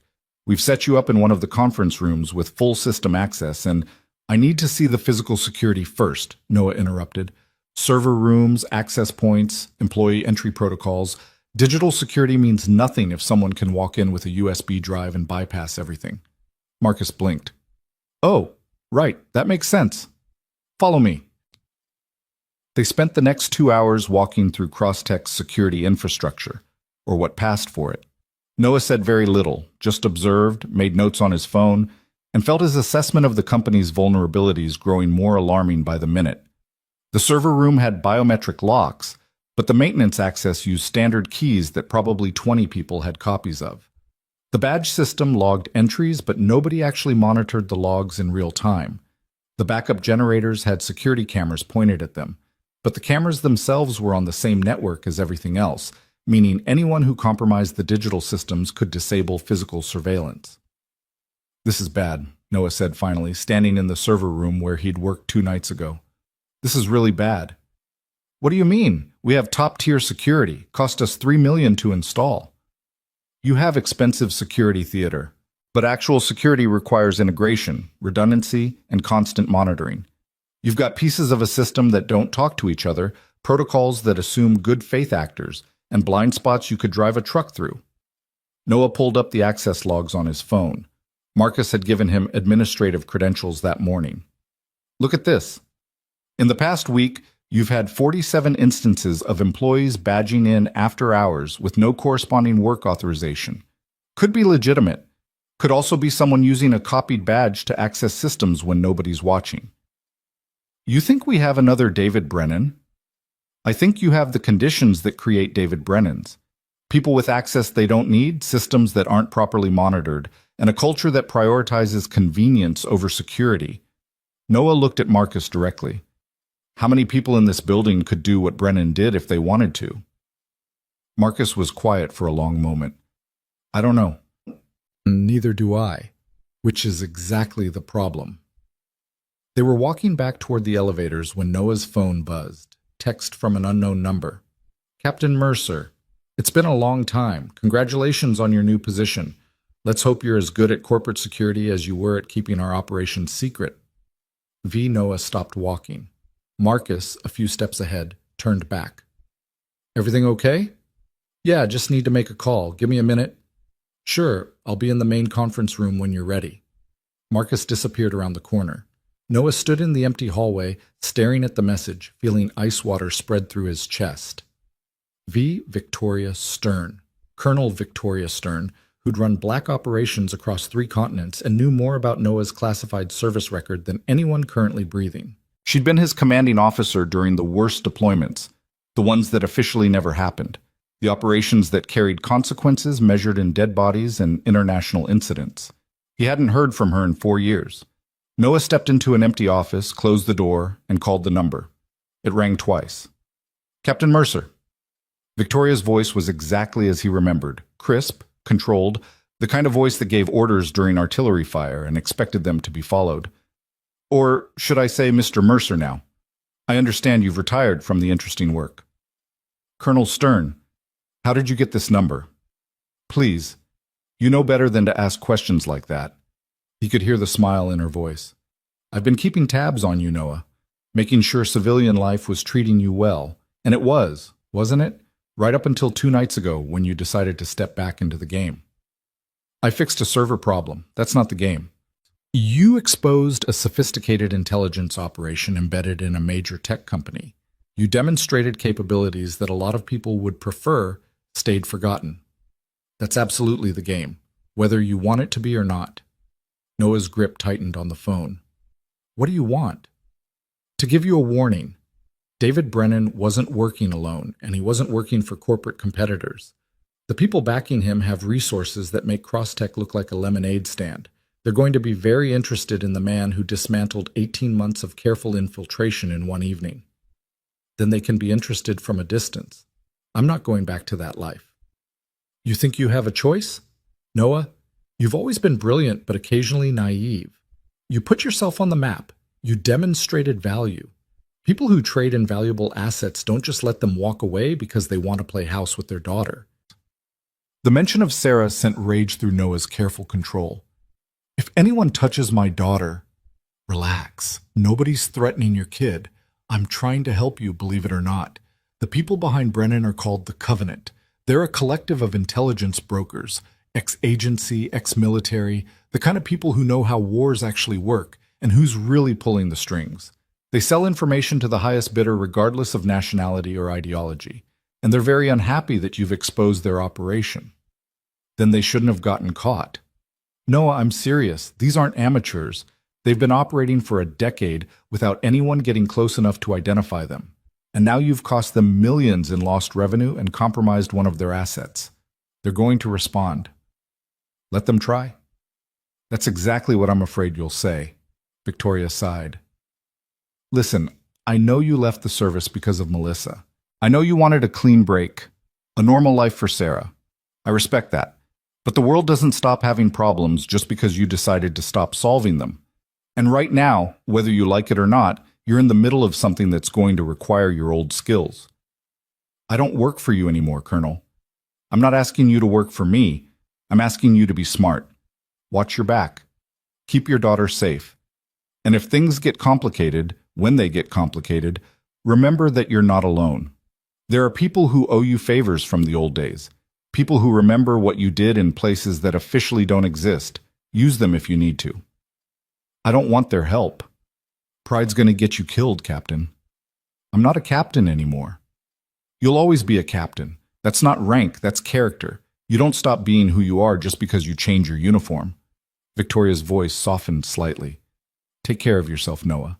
And tell that daughter of yours that there are people in this world who are grateful her father kept them alive long enough to have families of their own. The line went dead.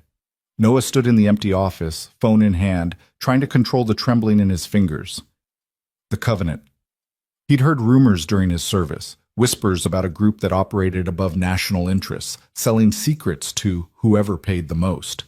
He'd always assumed they were intelligence community legend, the kind of boogeyman story people told to justify their own paranoia. Apparently not. He took several deep breaths, forced his hands steady, and walked back to find Marcus. The conference room was set up exactly as promised. 3 monitors, system access terminals, secure workstation. Marcus had even brought coffee, the good kind from the executive break room. Sorry about that, Noah said. Where were we? Security audit. But actually, Evelyn's meeting just ended. She wants to see you in her office. Now? Yeah, she seemed pretty insistent. Noah followed Marcus down the hall to Evelyn's corner office. The door was open. She sat behind her desk, phone pressed to her ear, gesturing sharply as she spoke. When she saw Noah, she held up one finger, wait, and finished her conversation. I don't care what the board thinks, Jeffrey. We're not postponing the security overhaul just because it's going to inconvenience people.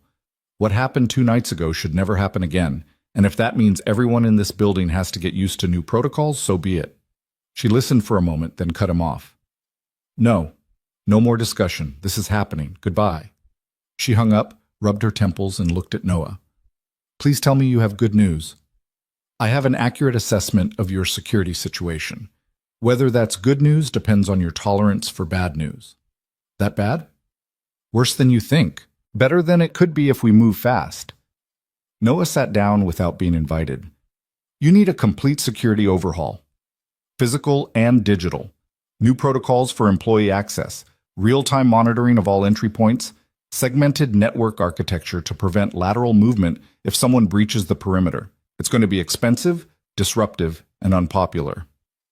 How expensive? Noah named a figure that made Evelyn wince. That's more than our entire quarterly security budget.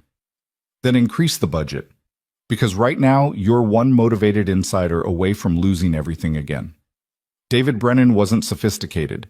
He just exploited weaknesses that nobody was paying attention to. Someone actually skilled could do 10 times the damage. Evelyn was quiet for a moment, processing. Then she said, What aren't you telling me? What do you mean? You came in here tense, more than the situation warrants. Something happened between the lobby and my office. So, what was it? Noah hesitated. He'd agreed to consult on security, not drag Evelyn into the complicated shadows of his past. But Victoria's warning echoed in his mind. When they get complicated, not if. When? I got a message, he said carefully, from someone I used to work with. They wanted me to know that David Brennan's backers are more sophisticated than we initially thought. Corporate espionage was just the surface. Underneath, there's an intelligence network called the Covenant. They trade information globally, no allegiances except to profit. And I apparently got their attention when I dismantled their operation here. Evelyn's face went pale. How dangerous are they? Dangerous enough that my former commanding officer called to warn me personally. Dangerous enough that you need to understand what you're getting into by keeping me on as a consultant. What I'm getting into? Noah, what are you getting into? You have a daughter. Well, which is exactly why I need to know how serious you are about security. Because if the Covenant decides Crosstech is a lost investment, they'll walk away. But if they decide there's still value to extract, or if they want to make an example of the people who exposed them, this gets much more complicated, and I need to know if you're prepared for that. Evelyn stood, walked to her window, and looked out at the city. 3 years ago, a competitor tried to poach our entire engineering team, offered them double salary, stock options, the works. I could have matched the offer financially, but instead I sat down with each person individually and asked them why they worked here, what it meant to them, what we were building together that mattered more than just a paycheck. 90% of them stayed, not because of money, but because of purpose. She turned back to Noah. I'm telling you this because you need to understand something about me. I'm not good at a lot of things. I'm not good at relationships or vulnerability or admitting when I'm wrong, but I am very good at commitment. When I decide something matters, I don't walk away. Not for money, not for convenience, not for fear. This isn't a competitor trying to poach your team. This is actual danger, I understand. But here's what I think you're not understanding. I brought you here because you showed me that everything I built my life around was fundamentally hollow. You showed me that real strength isn't domination, it's presence. That real leadership isn't control, it's respect. So if the cost of learning those lessons is dealing with some shadowy intelligence network, then that's the cost. I'm not walking away from this. From you teaching me to be better, not because of threats. Noah studied her face, looking for the calculation, the angle she was working. He found nothing but stubborn determination and something that looked uncomfortably like genuine conviction. You're serious, he said, completely. Even knowing this could get complicated, that it might require more than just security consultations, that the people I'm talking about don't play by rules or respect boundaries, even knowing that. Evelyn sat back down, met his eyes directly. But I have one condition. What? You don't face this alone. Whatever's coming, we deal with it together. Full transparency, combined resources, actual partnership. Because I'm betting the reason they think they can intimidate you is that you're trying to protect everyone by keeping them at a distance. Am I wrong? Noah didn't answer immediately. She wasn't wrong. That was exactly what he'd been doing for 4 years. Keeping distance, maintaining boundaries, ensuring that his past couldn't bleed into Sarah's present. But alone, against the covenant, he was a single target. Vulnerable. Predictable. With Crosstech's resources, with Evelyn's ruthless intelligence and Marcus's technical expertise, he was something different, something harder to threaten. Partnership has rules, Noah said finally. I'm not your employee and you're not my commanding officer. We're equals in this, or it doesn't work. Agreed. And Sarah stays out of it, completely. Whatever we do, however we respond, my daughter's life remains normal and untouched. That's non-negotiable. Of course, I would never. You would if you thought it was necessary. You would if you calculated that the benefits outweighed the costs. That's who you are, Evelyn. That's how you think. So I'm telling you now, before we get any deeper into this, my daughter is the line. Cross it, even with good intentions, and we're done, permanently. The words hung in the air between them, sharp and absolute. Evelyn nodded slowly. Understood. Sarah stays protected and separate. You have my word. Then we have a deal. Noah extended his hand. Evelyn shook it, her grip firm, and for the first time since this entire situation began, Noah felt something like relief. He wasn't alone anymore. He'd chosen not to be. It was terrifying and pragmatic and possibly the smartest decision he'd made since leaving the service. Marcus appeared in the doorway. Sorry to interrupt, but we have a situation. David Brennan just posted a video online. It's going viral. He turned his tablet toward them. On the screen, David Brennan sat in what looked like a hotel room, unshaven and wild-eyed, speaking directly to the camera. My name is David Brennan. 2 nights ago, I was arrested for allegedly stealing information from Crosstech Industries. But what nobody's telling you is why I took that information, or who I was protecting you from. Crosstech isn't just a tech company. They're developing surveillance systems for governments that suppress their citizens. They're building infrastructure that enables authoritarian regimes. And they're hiding it all behind corporate PR and progressive branding. Noah and Evelyn exchanged glances. Marcus turned the volume up. I took those files to expose what Crosstech really is, to show the world that Evelyn Cross isn't a visionary leader.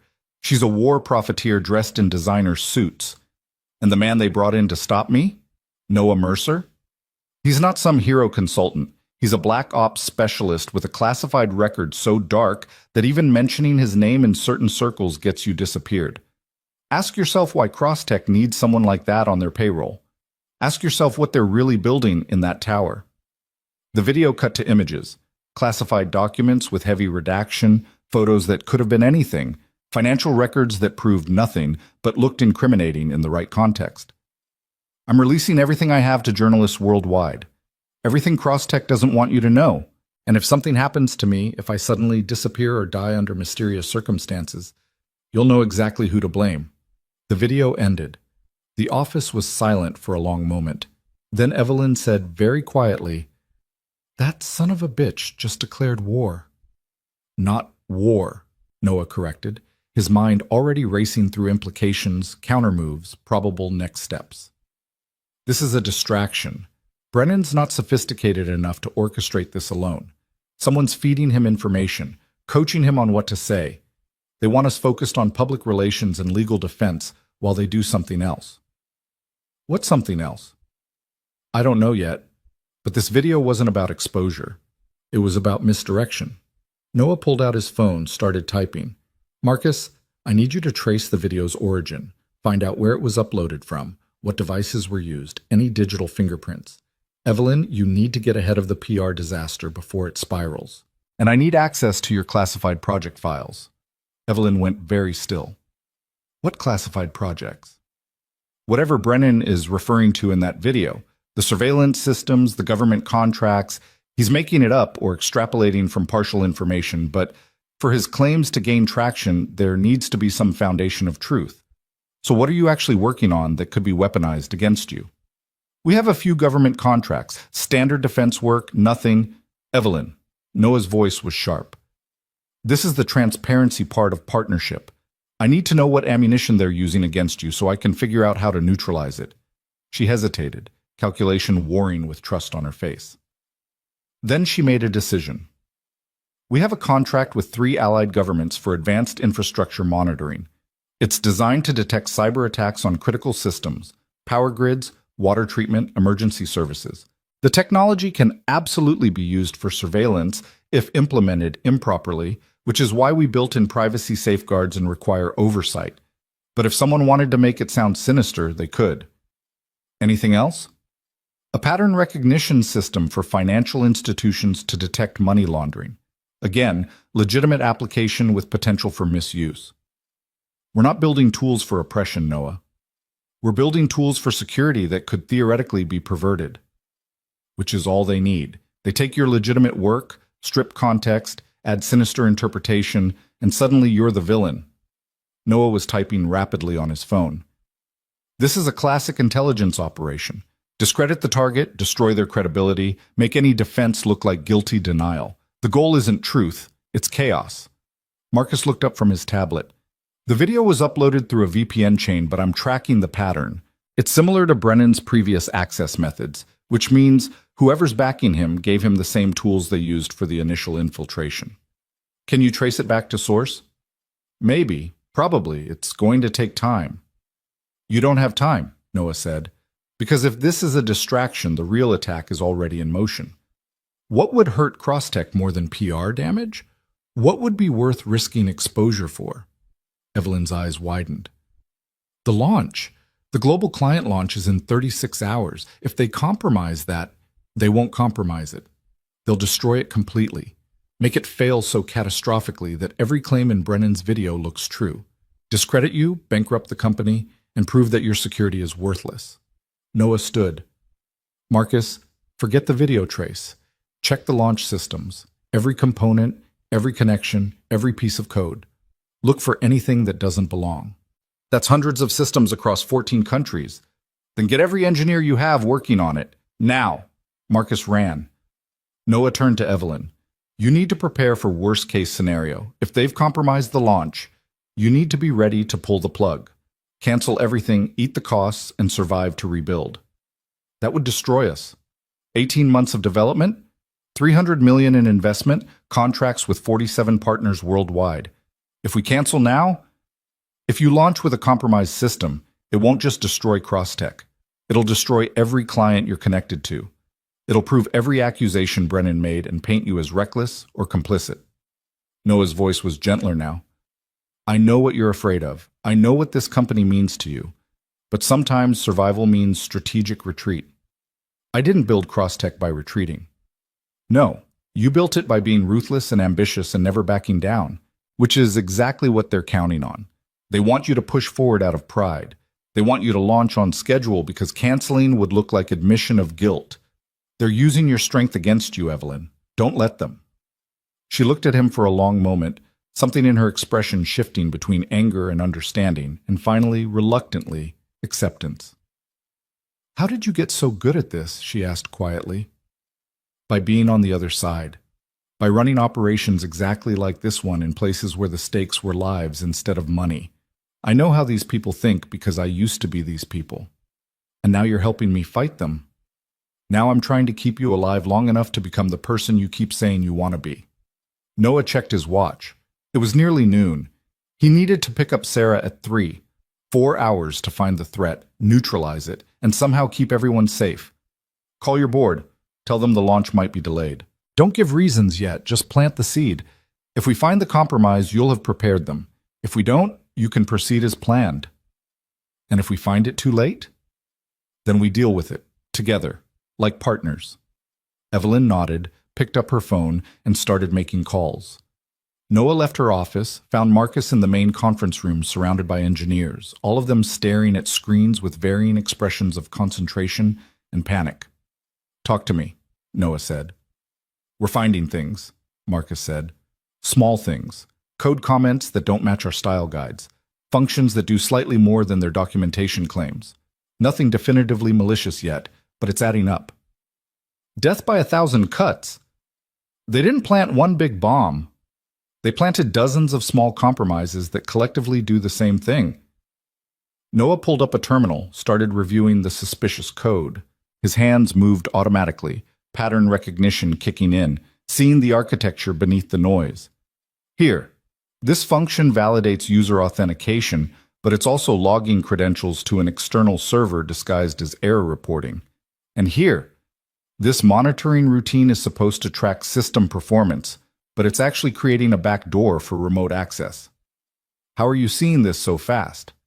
Because I've written code exactly like this.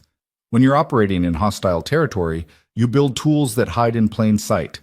This is textbook Black Ops programming, functional enough to pass review, subtle enough to avoid detection, devastating when activated. Noah kept scanning, finding more compromises, each one small but connected. They've been building this for months, probably since before Brennan was even caught. He was never the main operation. He was the insurance policy. Kira, the engineer with purple hair from 2 nights ago, leaned over his shoulder. If they've been building this for months, how do we stop it in 36 hours? We don't stop it. We let them think they've won, then turn their own trap against them. Everyone looked at him. Noah smiled, cold and tactical. They built a network of compromises designed to activate during the launch and cascade into total failure. But every compromise has a signature, a pattern that identifies who wrote it and how it communicates. If we can map their entire network, trace all the backdoors and hidden functions, we can isolate them. And once they're isolated, we control them. You want to leave their traps in place? Marcus asked. I want them to activate their traps thinking they've won, only to discover we've been ready the entire time. I want them to expose themselves completely, every connection, every handler, every piece of their infrastructure.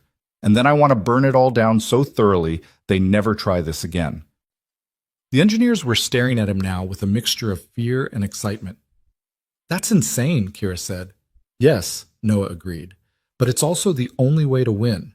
They have too many backdoors, too much embedded code, too much time invested. We can't find everything in 36 hours, but we can pretend we haven't found anything, let them proceed with confidence, and strike when they're fully committed. And if it doesn't work? Marcus asked. If we miss something or they adapt? Then we crash the entire launch manually before their traps can activate. We lose the battle but survive the war. Noah looked at Marcus directly. I need your trust, all of you. This is going to look like we're failing right up until the moment we win. Can you live with that? The room was silent. Then Kira said, I'm in. Tell me what you need. One by one, the other engineers nodded. Marcus let out a long breath. All right, we do this your way. But Noah, if this goes wrong, I'll take full responsibility. Evelyn walks away clean, you all keep your jobs, and I disappear back into whatever hole I crawled out of. Deal? Deal. Noah checked his watch again, 2:30. He needed to leave in 20 minutes to get Sarah on time. Marcus, coordinate the teams. I need every compromise documented, every backdoor mapped, every connection traced. Work overnight if you have to. Tomorrow morning, we'll plan the counterstrike. He grabbed his jacket. I have to go. Now? In the middle of this? Yes. Because my daughter gets out of school in 30 minutes, and I promised her I'd never miss pickup. This operation happens on my schedule, or it doesn't happen at all. He walked out, leaving behind a room full of engineers who were just beginning to understand that the quiet man in the maintenance uniform had been something far more dangerous all along. Noah made it to Sarah's school with 5 minutes to spare, parked in his usual spot, and waited with the other parents. He watched them chat, share stories, live their normal lives, and felt the weight of the double existence he was building. To them, he was just another dad. To Crosstech, he was becoming something else. To the Covenant, he was a problem that needed solving. Sarah burst out of the school building with her usual enthusiasm, spotted Noah, and ran over. Dad, guess what? We're doing a science fair next month, and I want to build a volcano that actually erupts. Sounds messy. I love it. Can we get the supplies this weekend? Absolutely, but first, homework and dinner. What sounds good? Tacos. Tacos it is. They drove home, Sarah chattering about her day, Noah responding at all the right moments while part of his mind was still at Crosstech Tower, mapping contingencies, calculating risks, preparing for the moment when quiet consultation would transform into something much more serious. His phone buzzed. Text from Evelyn. Board is prepared for possible delay. Marcus says you're planning something insane and brilliant. Try to survive long enough to explain it. Noah smiled despite everything and texted back, Surviving is what I do best. He put the phone away, helped Sarah with her homework, made tacos, and tried to be fully present. Because this, right here, right now, helping his daughter with fractions and listening to her dreams about volcanic science projects, this was what mattered. This was what he'd left the service to protect. And if the Covenant wanted to threaten that, they were about to learn why Captain Noah Mercer had survived operations that killed everyone else. Not because he was the strongest or the fastest or the most ruthless, but because he always knew exactly what he was fighting for. Sarah fell asleep by 9, exhausted from her day and the excitement of planning her volcanic science project. Noah sat in the kitchen afterward, laptop open, remotely accessing Crosstech's systems through the secure connection Marcus had established. The apartment was quiet except for the hum of the refrigerator and the distant sound of traffic from the street below. Normal sounds. Safe sounds. The soundtrack of the life he'd built. But on his screen, something far from normal was unfolding.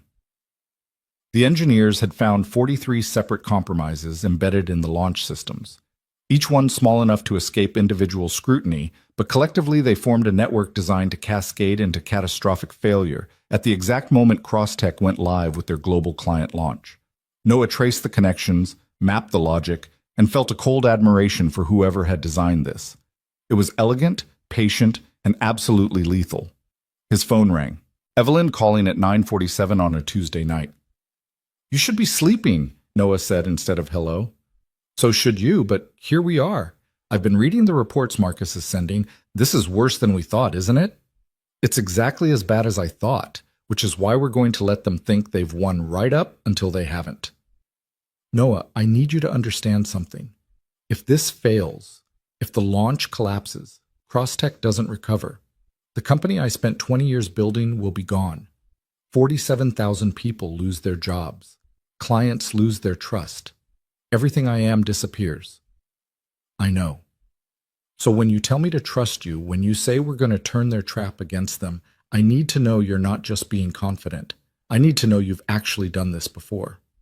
Noah was quiet for a moment, weighing how much truth to share. Then he said, 3 years ago, I was part of an operation in a place I can't name, working to protect infrastructure that officially doesn't exist. The enemy had spent 6 months embedding malware in our systems. The same strategy, the same patience. If we'd tried to remove it all, we would have tipped them off and they would have activated early. So instead, we mapped every compromise, isolated every backdoor, and built a mirror system they didn't know about. When they attacked, thinking they'd destroyed everything, we let them commit fully. Then we used their own network to trace back to their command structure and eliminated the entire operation. They thought they'd won right up until the moment they realized they'd exposed themselves completely. And it worked? I'm here talking to you, aren't I? The infrastructure stayed operational. The enemy was neutralized. Nobody died who shouldn't have. Noah's voice hardened slightly.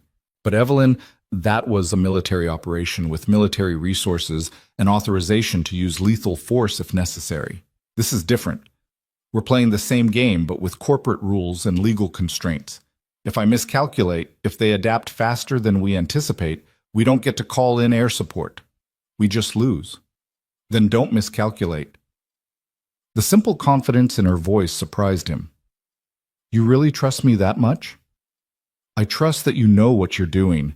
I trust that you wouldn't risk this if you weren't certain. And I trust that you understand the stakes better than I do because you've actually lived through this kind of thing before. She paused. What I don't trust is whether you'll let yourself succeed. What does that mean? It means I've been watching you, Noah. Not investigating, just observing. And I see someone who spent 4 years punishing himself for surviving when his wife didn't. Someone who took a job pushing a mop because he thought he didn't deserve more. Someone who walks away from every opportunity because he's convinced that being happy would be a betrayal of the person he lost.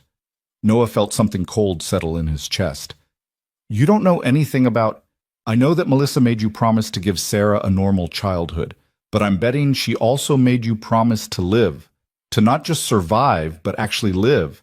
And you've been breaking that second promise for 4 years. This conversation is over. Wait, please. I'm not trying to hurt you. I'm trying to help you see that whatever happens tomorrow, whether we win or lose, you deserve to be more than a ghost in your own life. Sarah deserves a father who's present, yes, but she also deserves a father who remembers how to be himself. Noah's hand tightened on the phone. You have no right. I have every right because you made us partners. Because you told me we face this together. And partners tell each other hard truths even when it's uncomfortable. Her voice softened. Tomorrow, when we spring this trap, you're going to be brilliant and tactical and probably save all of us. But after that, when the crisis is over and you've proven whatever you think you need to prove, I want you to ask yourself something. Are you doing this to protect Sarah? Or are you doing this to punish yourself? She hung up before he could respond. Noah sat in his kitchen, phone in hand, feeling something crack in the careful walls he'd built around his grief. The worst part was that Evelyn was right. Melissa had made him promise 2 things in those final weeks. Take care of Sarah, and don't let the work consume him. He'd kept the first promise religiously. The second one he'd been breaking since the day they buried her. He looked at the photo on the refrigerator.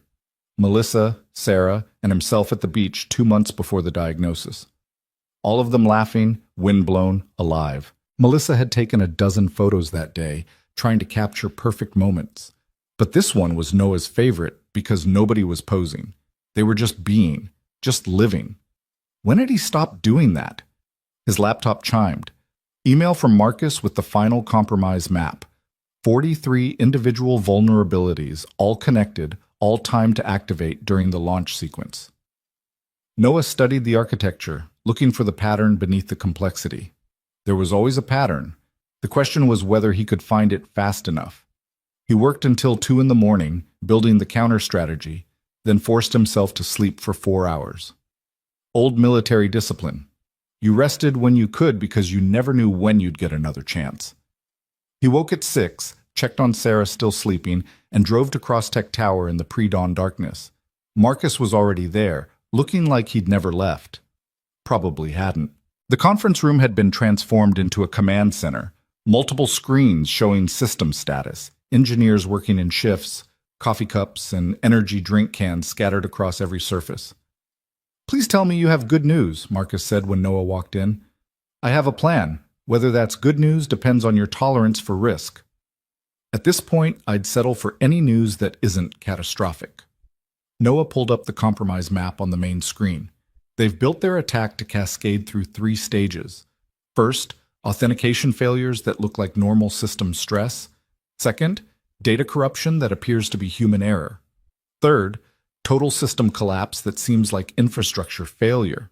Each stage is designed to look innocent until the next one triggers, at which point it's too late to stop the cascade. So how do we stop it? We don't. We let it start. We let them trigger stage 1 during the launch. Let them think they've succeeded. But while they're celebrating, we're monitoring every connection, every data flow, every communication between their compromised systems. They have to coordinate this attack in real time because it's too complex to be fully automated. That coordination will expose their command structure. Kira looked up from her terminal. You want to use ourselves as bait. I want to use their own trap as a tracking device. Once we've mapped their entire network, not just what's in our systems, but where it connects externally, we isolate everything simultaneously, cut them off mid-attack, preserve evidence of the intrusion, and hand it all to law enforcement with a complete chain of custody. And if they realize what we're doing before we can isolate them? Marcus asked. Then we have a fallback. I've built a kill switch into our core systems. One command, executed simultaneously across all servers, and everything shuts down clean. We lose the launch, we lose the investment, but we protect the clients and preserve the company's integrity. Evelyn will never agree to a kill switch. Evelyn already agreed. I talked to her last night. Noah pulled up the execution plan. Here's the timeline. Launch initiates at 10 a.m. Stage 1 of their attack will trigger approximately 30 seconds later, just long enough for press coverage to go live. We'll have a 2-minute window to complete the trace before Stage 2 activates. If we succeed, we isolate their network and preserve everything. If we fail, I trigger the kill switch and we go down fighting." The room was silent for a long moment. Then Marcus said, "This is insane." "Yes," Noah agreed, "but it's also the only plan we have that doesn't guarantee failure." "Also, yes." "All right." Marcus stood, addressed the room. "Everyone hear that? We're doing this. I need Alpha Team on network monitoring, Beta Team on isolation protocols, Gamma Team on evidence preservation. When this starts, it's going to move fast. No second guessing, no hesitation. We trust the plan and we trust each other. Questions?" Nobody spoke. "Good. We launch in 3 hours. Get some food, get some rest if you can, and be ready. This is going to be the longest 2 minutes of your lives." The engineers dispersed to their tasks. Noah checked his phone, message from Sarah's school confirming she'd arrived safely, another from the neighbor who'd agreed to pick her up and keep her for the afternoon. He'd told Sarah he had an important work thing, that he might be late, that he loved her. She'd hugged him extra tight this morning, sensing something she was too young to articulate. "You okay?"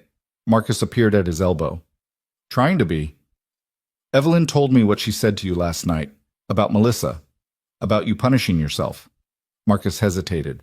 "For what it's worth, I think she was out of line, but I also think she was right. Everyone's suddenly an expert on my mental state."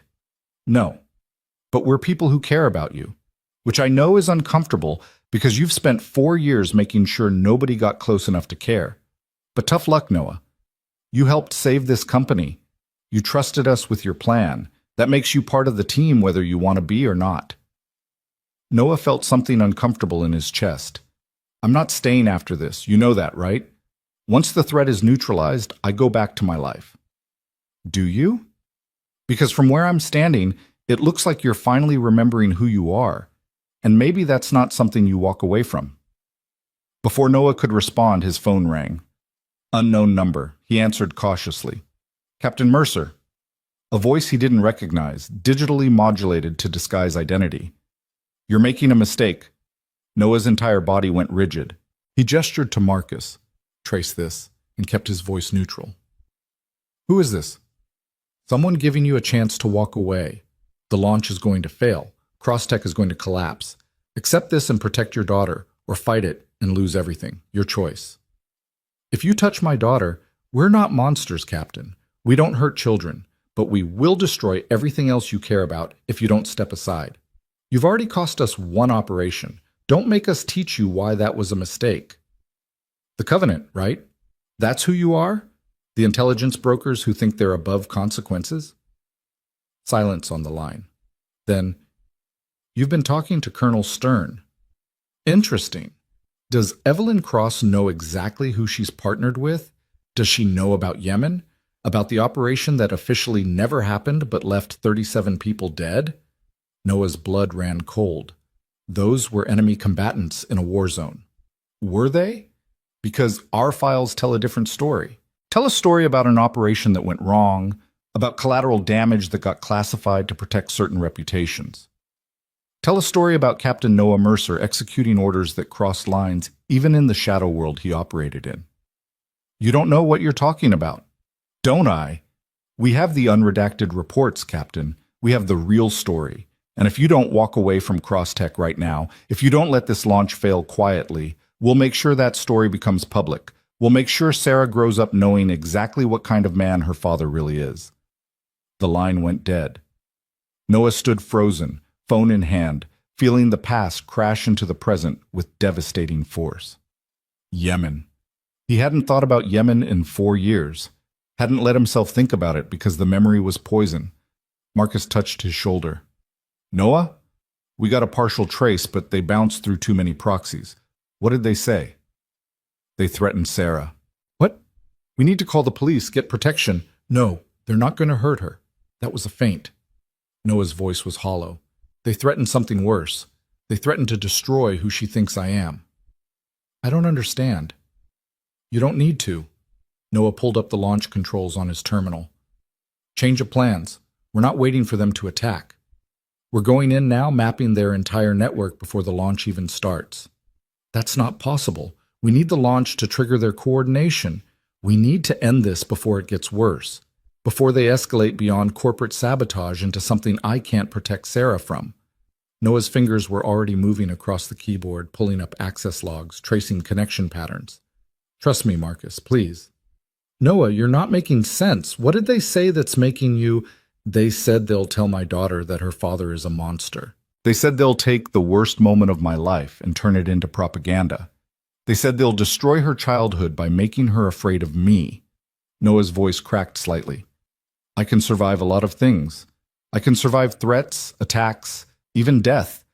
But I can't survive Sarah looking at me with fear. I won't let them do that to her. Marcus was quiet for a moment. Then he pulled up a chair, sat down next to Noah, and said, "Then we stop them. Right now. Whatever it takes." They worked in furious silence, Noah's hands moving with the muscle memory of 1,000 operations, Marcus coordinating the team through encrypted channels. They traced every connection, mapped every node, followed the digital breadcrumbs back through layers of obfuscation. It was like excavating a buried network, each discovery leading to 3 more questions. And then, 90 minutes before launch, Noah found it. The command node, hidden in plain sight within Crosstech's own contracted cloud services, masquerading as a legitimate backup system. From this single point, the entire attack was orchestrated, and more importantly, from this point, everything could be traced backward to the people actually controlling it. Got you, Noah breathed. He pulled up the node's connection logs and started backward analysis. The Covenant had been careful, but they'd also been operating for months, and months of activity meant patterns. Patterns meant mistakes, and mistakes meant exposure. 30 minutes before launch, Noah had mapped the entire network. 17 different access points across 4 continents, all feeding back to 3 primary controllers. The architecture was sophisticated, but now that he could see it, it was vulnerable. Evelyn appeared in the conference room, dressed for the press event that was supposed to accompany the launch. Marcus says you found something. Found everything, the entire network. Every compromise, every controller, every piece of infrastructure they've built. Noah pulled up the map on the main screen. They're not just attacking us. They're running similar operations against at least 6 other companies simultaneously. This is their business model: infiltrate, extract, destroy. Can we stop them? Yes, but not the way I originally planned. We can't wait for them to attack because they've escalated beyond corporate sabotage. They're threatening to weaponize my military record against me, against Sarah. Evelyn's expression went cold. What did they say exactly? Noah told her about the phone call, about Yemen, about the threat to destroy Sarah's image of him. As he spoke, he watched Evelyn's face transform from concern to something harder and more dangerous. No, she said quietly. Absolutely not. We're not letting them do that. We don't have a choice. If I fight them, they release whatever distorted version of Yemen they've constructed. If I walk away, they win, but Sarah stays protected. That's not how this works. That's not how any of this works. Evelyn turned to Marcus. Cancel the launch. Right now. Announce technical difficulties. What? Evelyn, if we cancel, I don't care. We're not launching until we've neutralized this threat completely. She looked at Noah. You said you can map their entire network. Can you shut it down? All of it? Not just what's in our systems, but their entire operation? Theoretically, but it would require accessing their command node, which means breaking about a dozen laws. I don't care about laws right now. I care about protecting you and Sarah and making sure these people never threaten anyone like this again. Can you do it? Noah met her eyes and saw something he hadn't expected. Not calculation or strategy, but genuine fury on his behalf. She wasn't trying to save her company anymore. She was trying to protect him. Yes, he said, I can do it. But if I do this, there's no going back. It's cyber warfare. It's illegal. It's the kind of thing that could put me in prison if anyone traces it back. Then we make sure nobody traces it back. Evelyn pulled out her phone. I know people who owe me favors, people who can make evidence disappear if necessary. You focus on the technical work. I'll handle the consequences. Why? Noah asked. Why would you risk everything for this? Because 3 days ago you showed me what actual strength looks like. You showed me that real power isn't domination. It's choosing to show up for the people who matter. And right now, you matter. Sarah matters. This fight matters. She smiled without humor. Besides, I'm tired of being afraid of people like the Covenant. I'm tired of playing defense. It's time they learned what happens when you threaten the wrong person. Noah looked at her for a long moment, seeing past the CEO and the corporate armor to the person underneath. Someone who'd spent her life building walls and was finally learning to fight for something beyond her own empire. All right, he said, but we do this my way, completely. No legal oversight, no corporate approval, no safety nets. Once we start, we're committed until it's done. Agreed. Marcus, clear the room. What we're about to do doesn't involve the team. It's just the three of us. Marcus hesitated, then nodded and dismissed the engineers. When the conference room was empty except for the three of them, Noah pulled up the Covenant's command node and began the intrusion. It was like lockpicking on a massive scale, each security layer a tumbler to be manipulated, each firewall a barrier to be bypassed. Noah worked with absolute focus, his fingers moving across the keyboard in patterns that came from years of doing exactly this kind of work in exactly these kinds of circumstances. Illegal, dangerous, necessary. Behind him, Evelyn watched in silence. Marcus monitored external communications, making sure nobody was noticing what they were doing. 20 minutes later, Noah was inside the command node. This is it, he said quietly. This is where they coordinate everything. I can see their other operations, their target lists, their communication protocols. If I crash this node, I crash their entire network. Every operation they're running fails simultaneously. Do it, Evelyn said. It's not that simple. If I crash it, they'll rebuild. They've survived for a decade because they're resilient and patient. We need to do more than crash them. We need to burn them so completely they can't recover. What do you need? Access to their financial networks, their cryptocurrency wallets, their offshore accounts, everything they've stolen, everything they've earned, every resource they use to operate. If I can drain them financially while destroying their operational infrastructure, they don't just fail. They cease to exist. Marcus looked up. That's not cyber warfare. That's digital assassination. Yes, Noah agreed. It is, which is why I'm giving you both one last chance to walk away. What I'm about to do crosses lines that shouldn't be crossed. It's theft, it's sabotage, it's probably a dozen other crimes I'm not thinking of right now. If you're part of this, you're complicit, so decide right now if you can live with that. Evelyn didn't hesitate. Do it. Marcus took longer, his face reflecting the internal calculation of risk versus necessity. Then he nodded. Do it. But Noah? After this, we make sure Sarah never has to know what you did to protect her. That's the plan. Noah took a breath, centered himself, and began the final assault. He worked methodically, draining cryptocurrency wallets into distributed accounts that would be impossible to trace, corrupting backup systems, deleting redundant infrastructure. With each action, he felt the old coldness settling over him, the operational mindset that turned off empathy and focused entirely on mission completion. The Covenant had made this personal, had threatened his daughter, had tried to weaponize his past against his present. That was their mistake. Because Captain Noah Mercer had survived a decade of black operations by being better at this than anyone else, by being willing to do what was necessary when everything else failed. And right now, what was necessary was destroying the Covenant so completely that they couldn't threaten anyone ever again. 30 minutes later, it was done. The command node was corrupted beyond recovery. The financial accounts were drained. The operational infrastructure was burned. Every system the Covenant relied on was either destroyed or compromised. They still existed as individuals, but as an organization, they were finished. Noah leaned back in his chair, hands shaking slightly from adrenaline and the weight of what he'd just done. It's over, he said.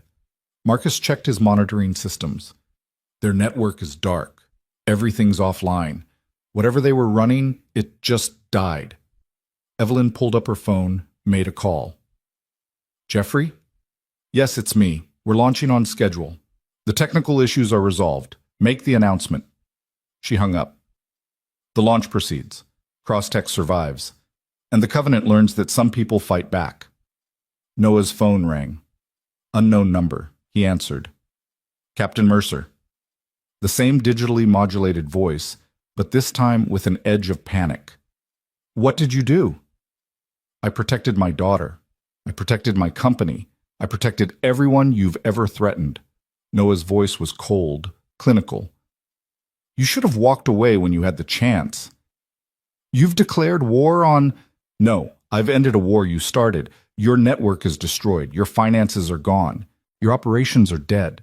And just so we're clear, if anyone associated with the Covenant ever comes near me or my family again, what I just did to your infrastructure, I'll do to you personally. Are we understood?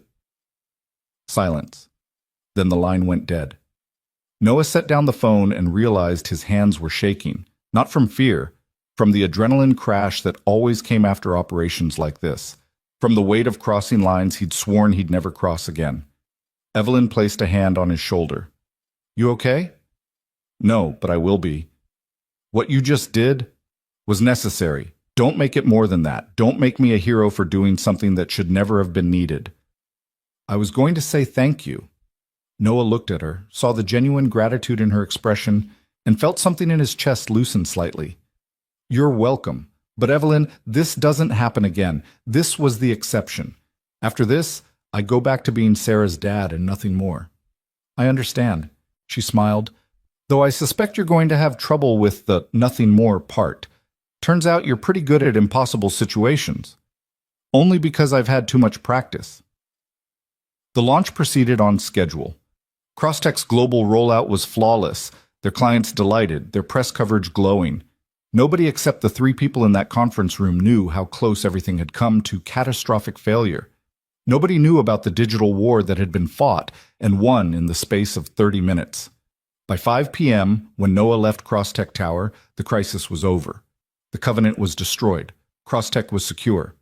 And Sarah was waiting at the neighbor's house, completely unaware that her father had just burned down an intelligence network to protect her childhood. Noah picked her up, listened to her excited chatter about her day, and drove home feeling the weight of 2 lives pressing against each other, the one he'd left behind and the one he was trying to live. That evening, after Sarah was asleep, Noah sat in his kitchen and thought about what Evelyn had said, about punishing himself, about breaking Melissa's second promise, about being a ghost in his own life. Maybe she was right. Maybe he had been punishing himself for surviving. Maybe taking that custodial job hadn't been about protecting Sarah. It had been about penance. But today, destroying the Covenant, protecting his daughter by using the skills he'd tried to bury, that hadn't felt like penance. That had felt like purpose. His phone buzzed. Text from Evelyn. Thank you for everything, for saving the company, for showing me what matters, for being exactly who you are when we needed you most. Noah typed back. Thank you for giving me permission to fight back. I'd forgotten what that felt like. The response was immediate. Don't forget again, the world needs people like you. Noah smiled and set down his phone. Maybe Evelyn was right about that too. Maybe the world did need people willing to cross lines when everything else failed. Maybe his skills didn't have to be weapons he was ashamed of. Maybe they could be tools he used carefully, deliberately, only when absolutely necessary. But only if he could figure out how to balance that with being Sarah's father. Only if he could find a way to be both people without losing himself completely. He walked to Sarah's room, stood in her doorway watching her sleep, and made a new promise. Not to Melissa this time, but to himself. He would protect Sarah always, but he wouldn't hide from who he was anymore, wouldn't pretend his skills didn't exist, wouldn't punish himself for being good at necessary things. He would find balance, and if he couldn't find it, he would build it. Because Sarah deserved a father who was whole, not a father who was hiding. And maybe, just maybe, that meant accepting that Captain Noah Mercer and Noah the father weren't 2 different people. They were the same person, trying to do right in a complicated world. The next morning, Noah woke to find Sarah already dressed for school, sitting at the kitchen table with a serious expression. Dad, can we talk? Noah's heart rate spiked. Had she somehow found out? Had someone told her? Of course, what's wrong? Nothing's wrong exactly, but you've been different lately. Stressed, and I know your work has been complicated. She twisted her hands together nervously. I just want to make sure you're okay, that we're okay. Noah sat down across from her, feeling his throat tighten. We're more than okay, sweetheart. I promise. But you're worried about something. I can tell. I was worried, but it's handled now. And you know what I learned? What? The trying to protect you by hiding from who I am wasn't actually protecting you at all. It was just making me half present, and you deserve better than that. Sarah looked confused. I don't understand. You will someday, but for now, just know that I love you completely, and I'm going to be better at being here for you, really here. Not just physically, but all of me. Sarah smiled and hugged him. You're weird sometimes, Dad. Yeah, I really am. He dropped her at school, watched her disappear into the building, and felt something shift inside him, a decision crystallizing, a path forward becoming clear. He drove to Crosstech Tower one last time, rode the elevator to 73, and found Evelyn in her office. I'm done, he said without preamble. Her face fell. Noah, let me finish. I'm done consulting. I'm done being your security expert, but I'm not done being your friend. If you want to learn what actual strength looks like, if you want to figure out how to lead with dignity instead of fear, I'll help. Just not as an employee, as someone who gives a damn about who you become. Evelyn smiled, relief and something else crossing her face. I'd like that. Very much. Good. Because you still have a lot to learn, and I'm a terrible teacher unless you're actually willing to listen. I'm willing, more than willing. Noah extended his hand, Evelyn shook it, and in that moment something changed between them. Not romance, neither of them was ready for that, but partnership, friendship, the beginning of something neither had expected to find. Also, Noah added, Sarah's building a volcano for the science fair next month. She'd probably love it if a successful CEO came to see it explode. Wouldn't miss it for anything. Noah left Crosstech Tower feeling lighter than he had in years. The threat was neutralized. Sarah was safe. And for the first time since Melissa died, he wasn't running from his past or hiding from his present. He was just living. Finally, completely. The way she'd always wanted him to. And somewhere he hoped she knew. The weeks that followed felt like learning to breathe again after years of holding his breath. Noah returned to his simple rhythms. Mornings with Sarah, afternoons working odd consulting jobs he could do remotely, evenings helping with homework and listening to her endless ideas about volcanic eruptions and science fair presentations. But something fundamental had shifted. He wasn't hiding anymore. Wasn't apologizing for who he'd been or what he could do.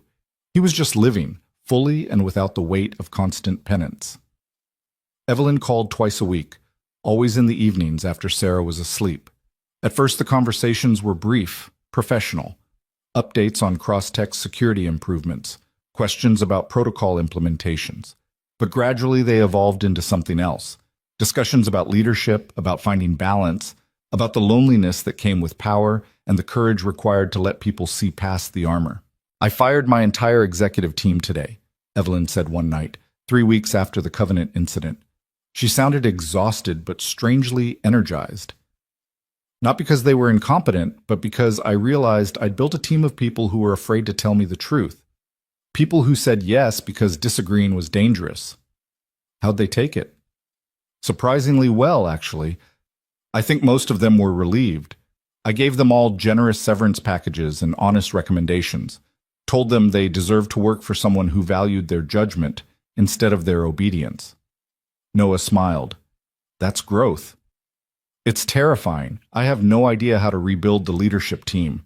I've spent 20 years surrounding myself with people who reflected what I wanted to see rather than challenging me to be better.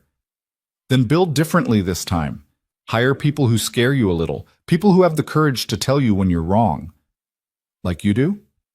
Like I did. Past tense. I'm not coming back, Evelyn. We talked about this. I know, but you could consult occasionally. Help me interview candidates. Make sure I'm not falling back into old patterns. Noah considered it. Part of him wanted to refuse on principle, to maintain the boundaries he'd worked so hard to establish. But another part, the part that was slowly learning that helping didn't mean sacrificing, recognized that Evelyn was genuinely trying to change, and maybe that was worth supporting. 1 interview per candidate.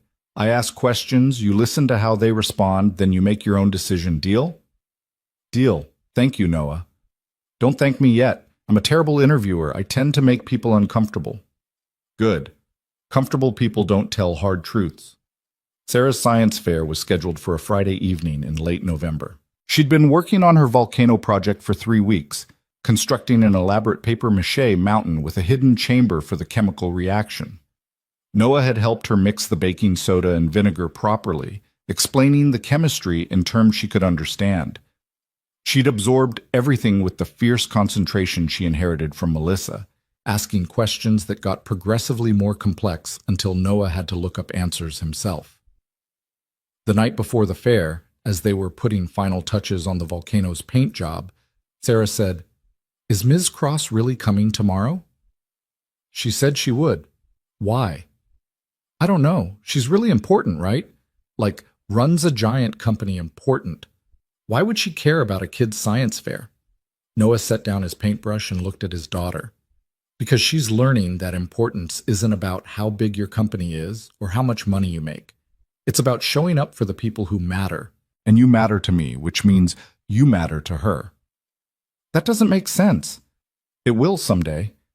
But for now, just know that the people who are worth knowing are the ones who understand that showing up is what counts. Sarah nodded, still looking skeptical, and returned to carefully painting moss-colored details on her volcano's slopes. The science fair was held in the school gymnasium, transformed into a maze of display tables and poster boards. Sarah's volcano occupied a corner spot, her presentation board carefully documenting the chemical reaction process with hand-drawn diagrams and typed explanations. She'd titled the project How Mountains Explode and included a section on real volcanic activity that Noah suspected was beyond fourth-grade requirements, but that she'd insisted on including anyway. Noah arrived early, helped Sarah set up, and stood back to let her practice her presentation. She was nervous, fidgeting with her hair, but when she started explaining the science, her voice grew steady and confident. Just like her mother, Noah thought. Melissa had been like that too, uncertain until she found her footing, then unstoppable. Evelyn arrived at 6:30, precisely on time, dressed in jeans and a simple sweater that made her look younger and more approachable than the corporate armor she usually wore.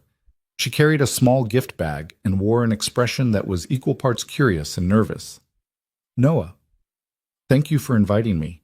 She looked around at the gymnasium full of children and parents and science projects. "I haven't been to one of these since I was Sarah's age." "Did you do a science fair project?" "Solar system model, completely unremarkable. My parents didn't come." She said it matter-of-factly, but Noah heard the old wound underneath. "Well, you're here now for Sarah. That matters." Sarah spotted Evelyn and waved enthusiastically. Evelyn walked over, set down the gift bag, and listened with genuine attention as Sarah launched into her presentation about volcanic reactions and tectonic pressure. When Sarah finished, Evelyn asked questions, good questions, the kind that showed she'd actually been listening rather than just being polite. "So the baking soda acts as the base, and the vinegar is the acid, and when they combine they create carbon dioxide gas that expands rapidly and forces the liquid up through the chamber?" Evelyn clarified. "Exactly. And the pressure builds until it has to release, just like real magma pushing through the Earth's crust." Sarah's face was glowing with pride. "Do you want to see it erupt?" "I absolutely do." Sarah carefully measured out the baking soda, added red food coloring to the vinegar for visual effect, and triggered the eruption. The volcano foamed dramatically, red lava, cascading down the painted slopes while Sarah narrated the chemical process. Other parents and students stopped to watch, drawn by the spectacle. When it was over, Sarah beamed at the small crowd that had gathered. Evelyn applauded, genuinely delighted, and several other parents joined in. "That was incredible," Evelyn said. "You're a natural scientist, Sarah." "My dad helped with the chemistry part, but the design was all mine." "The best projects are collaborations. Your dad is lucky to have such a talented partner." Sarah looked up at Noah with an expression that held such pure joy it made his chest ache. This was what Melissa had wanted for her, these moments, this normalcy, this childhood full of science fairs and proud parents, and the simple validation of work well done.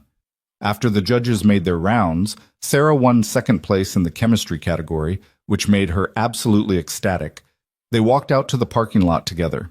Evelyn handed Sarah the gift bag she'd brought. "This is for you, for being brave enough to make things explode in front of people." Sarah opened the bag and pulled out a book. Women in Science, 50 Fearless Pioneers Who Changed the World. Miss Cross, this is amazing. Thank you. You're welcome. And Sarah, your dad told me you asked why I'd come to a kids' science fair when I run a big company. The answer is that running a company doesn't mean anything if you forget why you're doing it. You reminded me tonight that the important things are the small things, so thank you for that. Sarah hugged her impulsively.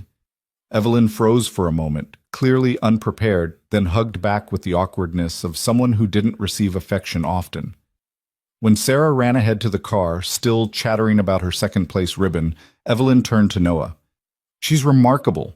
You're doing an incredible job with her. I'm trying. Some days are better than others.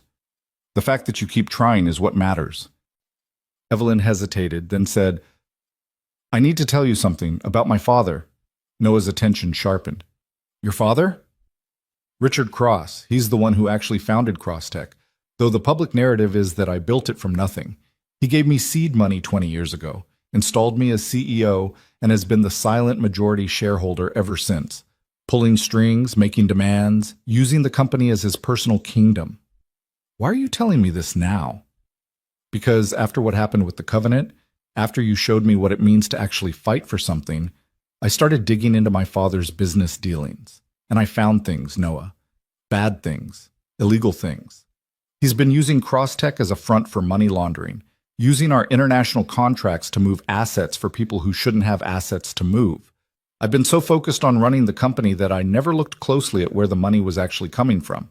Noah felt ice water spread through his chest. Evelyn, if your father is connected to the kind of people I think he's connected to, he is. I have proof.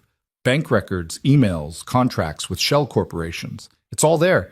And when I confronted him about it 3 days ago, when I told him I was taking the company fully independent and cutting his influence completely, he threatened me. What kind of threat? The kind that involves making sure I lose everything. The company, my reputation, possibly my freedom if he decides to frame me for his crimes. Her voice was steady, but her hands were shaking. He said if I don't back down, if I don't give him what he wants, he'll destroy CrossTech and make sure I go down with it. And Noah, I think he means it. I think my father is genuinely willing to burn everything rather than lose control. Noah was quiet for a long moment, watching Sarah in the car, practicing her presentation for an audience of stuffed animals in the back seat. Then he said, What do you want to do? I want to fight him. I want to expose what he's done and take control of my own company. But I don't know how without destroying everything in the process. And I'm terrified that if I fight, he'll come after you and Sarah to get to me. He won't, because I won't let him. Noah met her eyes. But Evelyn, if you're going to fight this, you need to understand what you're walking into. Your father isn't some distant threat we can neutralize with clever tactics. He's family. Taking him down means destroying that relationship permanently, accepting that you might lose everything anyway. Are you ready for that? I don't know, but I know I can't keep living like this. Can't keep pretending I built something legitimate when it's all been contaminated from the beginning. I need to clean this up, even if it costs me everything. Then we'll help you, but carefully, methodically, the way it should be done. We? You think I'm letting you face this alone after you stood by me against the Covenant? Not a chance. Besides, I'm apparently terrible at staying retired. Noah smiled slightly. But this time, we do it right. We gather evidence, we build an airtight case, and we make sure that when your father falls, he falls alone. You and CrossTech stay clean. Evelyn's eyes filled with tears. Why? Why would you risk this for me? Because you asked. Because it matters. Because someone once told me that the world needs people who are willing to fight when everything else fails. And right now you need someone willing to fight with you. She hugged him then, surprising both of them. Noah stiffened for a moment, then relaxed into it. It had been 4 years since Melissa died. 4 years since he'd allowed himself any connection beyond Sarah that mattered enough to be dangerous. But standing in that parking lot, holding a woman who was trying desperately to become better than her circumstances allowed, Noah felt something he'd thought was dead forever. Hope. That maybe life didn't end with loss. That maybe opening yourself to people again wasn't betrayal. It was survival. They spent the next 3 weeks building the case against Richard Cross. Noah worked remotely, using skills he'd promised himself he wouldn't use again, tracing money through offshore accounts and shell corporations. Evelyn gathered internal documents, emails, contracts that proved her father had been systematically using Crosstech for illegal operations. Marcus coordinated with lawyers who specialized in corporate crime, preparing the legal framework for a complete separation. It was meticulous, exhausting work. Noah did most of it late at night, after Sarah was asleep, compartmentalizing the way he'd learned in the service. During the day, he was present for his daughter, helping with homework, making dinner, being the steady parent she needed. At night, he was something else entirely, tracking financial crimes across international borders with the cold precision that had made him valuable in his previous life. Sarah knew something was happening, but didn't ask questions. She'd learned years ago that sometimes her father needed space, that sometimes his work required focus she didn't fully understand. But she also knew he'd never let it interfere with what mattered. So she trusted him, the way children trust when they've never been given reason not to. 3 weeks into the investigation, Richard Cross made his move. Noah received a call at 2 a.m. from Evelyn, her voice tight with controlled panic. "My father just filed a lawsuit claiming I've been embezzling company funds. He's using the same evidence we found about his money laundering, but he's twisted it to make it look like I'm the guilty party. Every transaction, every shell company, every illegal contract, he's attributed it all to me." Noah sat up in bed, immediately alert. "Where are you?" "Home. My lawyers say I shouldn't go to the office, that if I do, security might detain me under his orders. He's frozen my corporate accounts, revoked my access credentials, and called an emergency board meeting to vote on removing me as CEO. "When's the meeting?" "Tomorrow morning, 10 a.m. If the board votes against me, I lose everything, and based on the evidence he's presenting, they probably will." "No, they won't, because we're going to give them the real evidence first. The complete picture. Everything your father's done, with timestamps and documentation that proves you couldn't have been involved because you were building the legitimate parts of the company while he was running his criminal empire underneath." "Noah, we're not ready. The case isn't complete. It doesn't need to be complete. It needs to be convincing. And what we have is more than enough to prove your father is lying."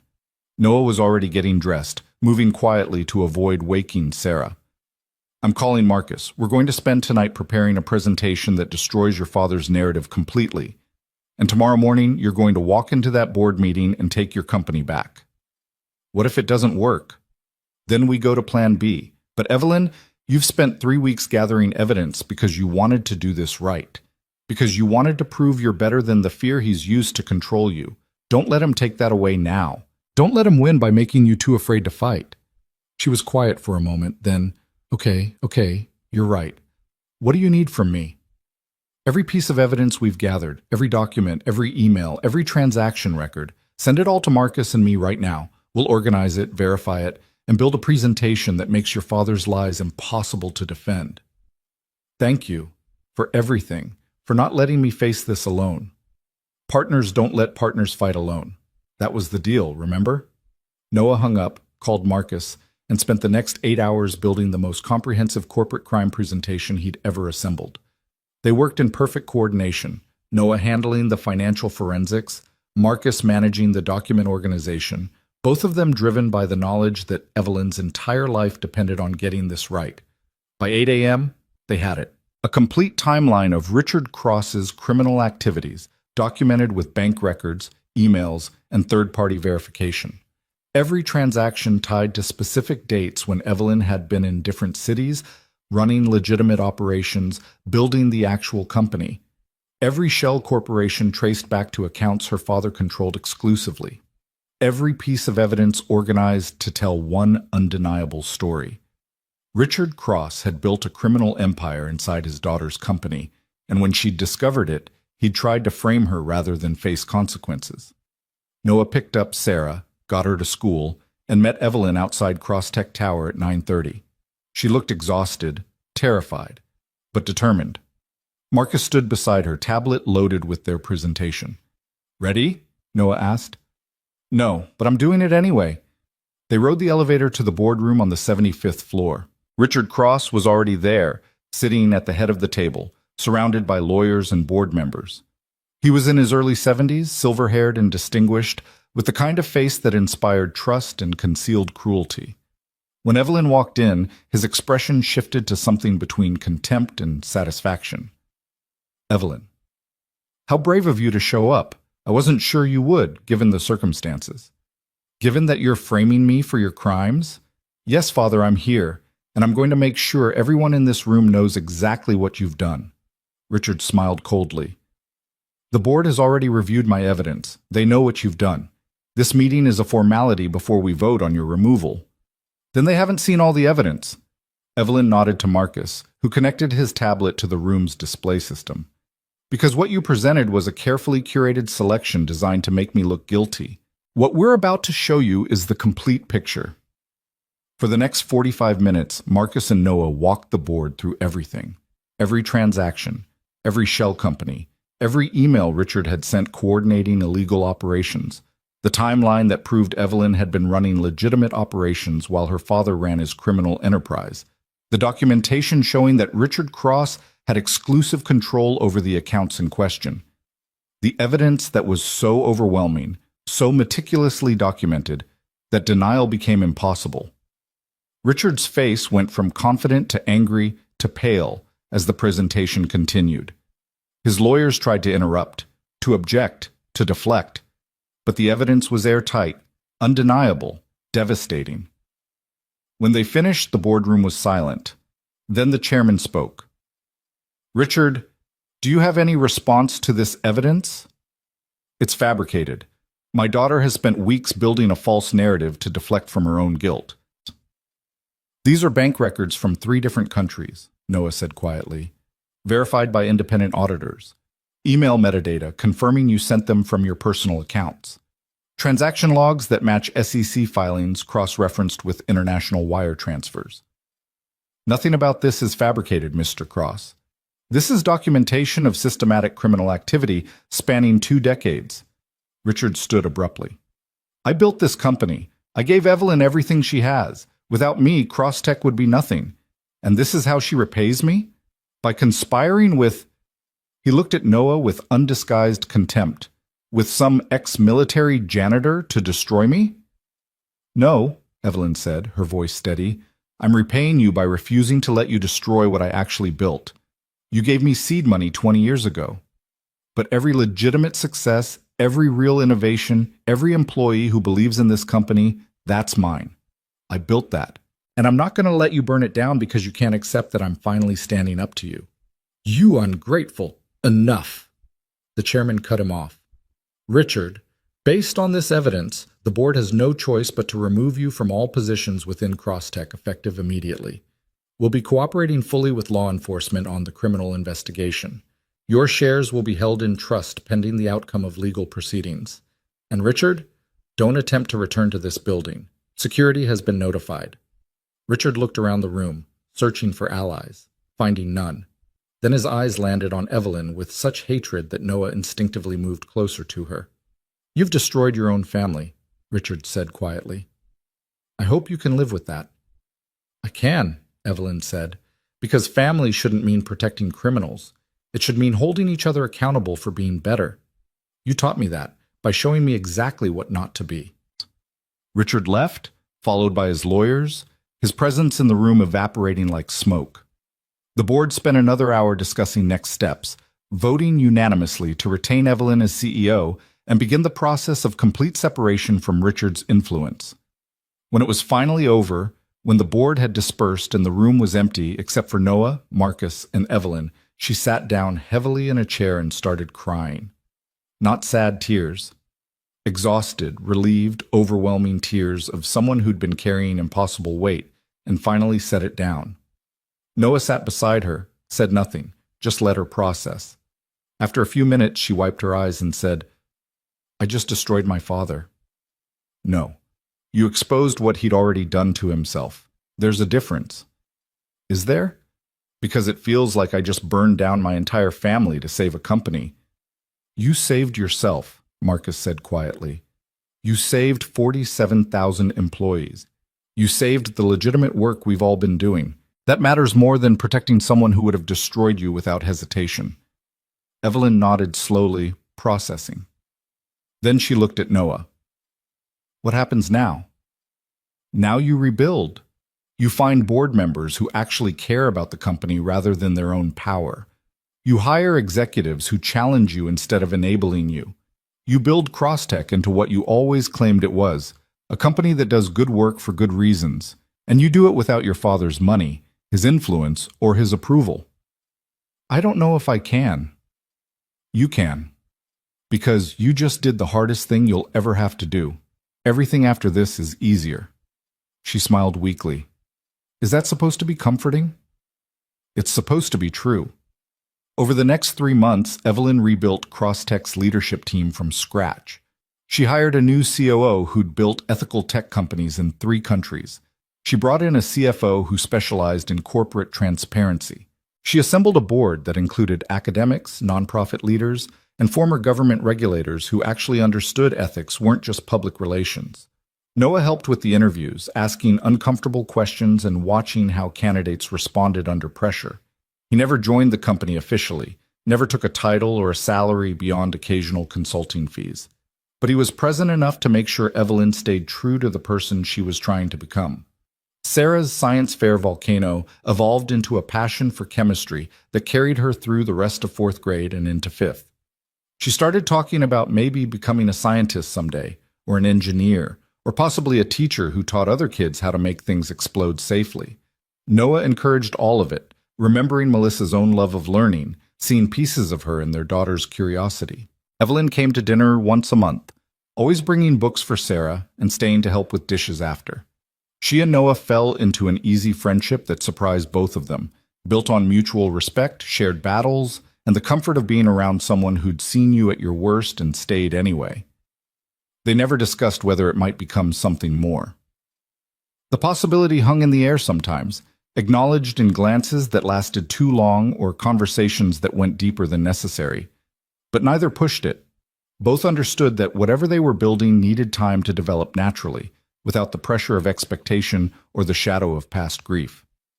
Richard Cross went to trial 8 months after his exposure. The evidence was overwhelming. He was convicted on 12 counts of money laundering, fraud, and racketeering, sentenced to 15 years in federal prison. Evelyn attended the sentencing but didn't speak to her father.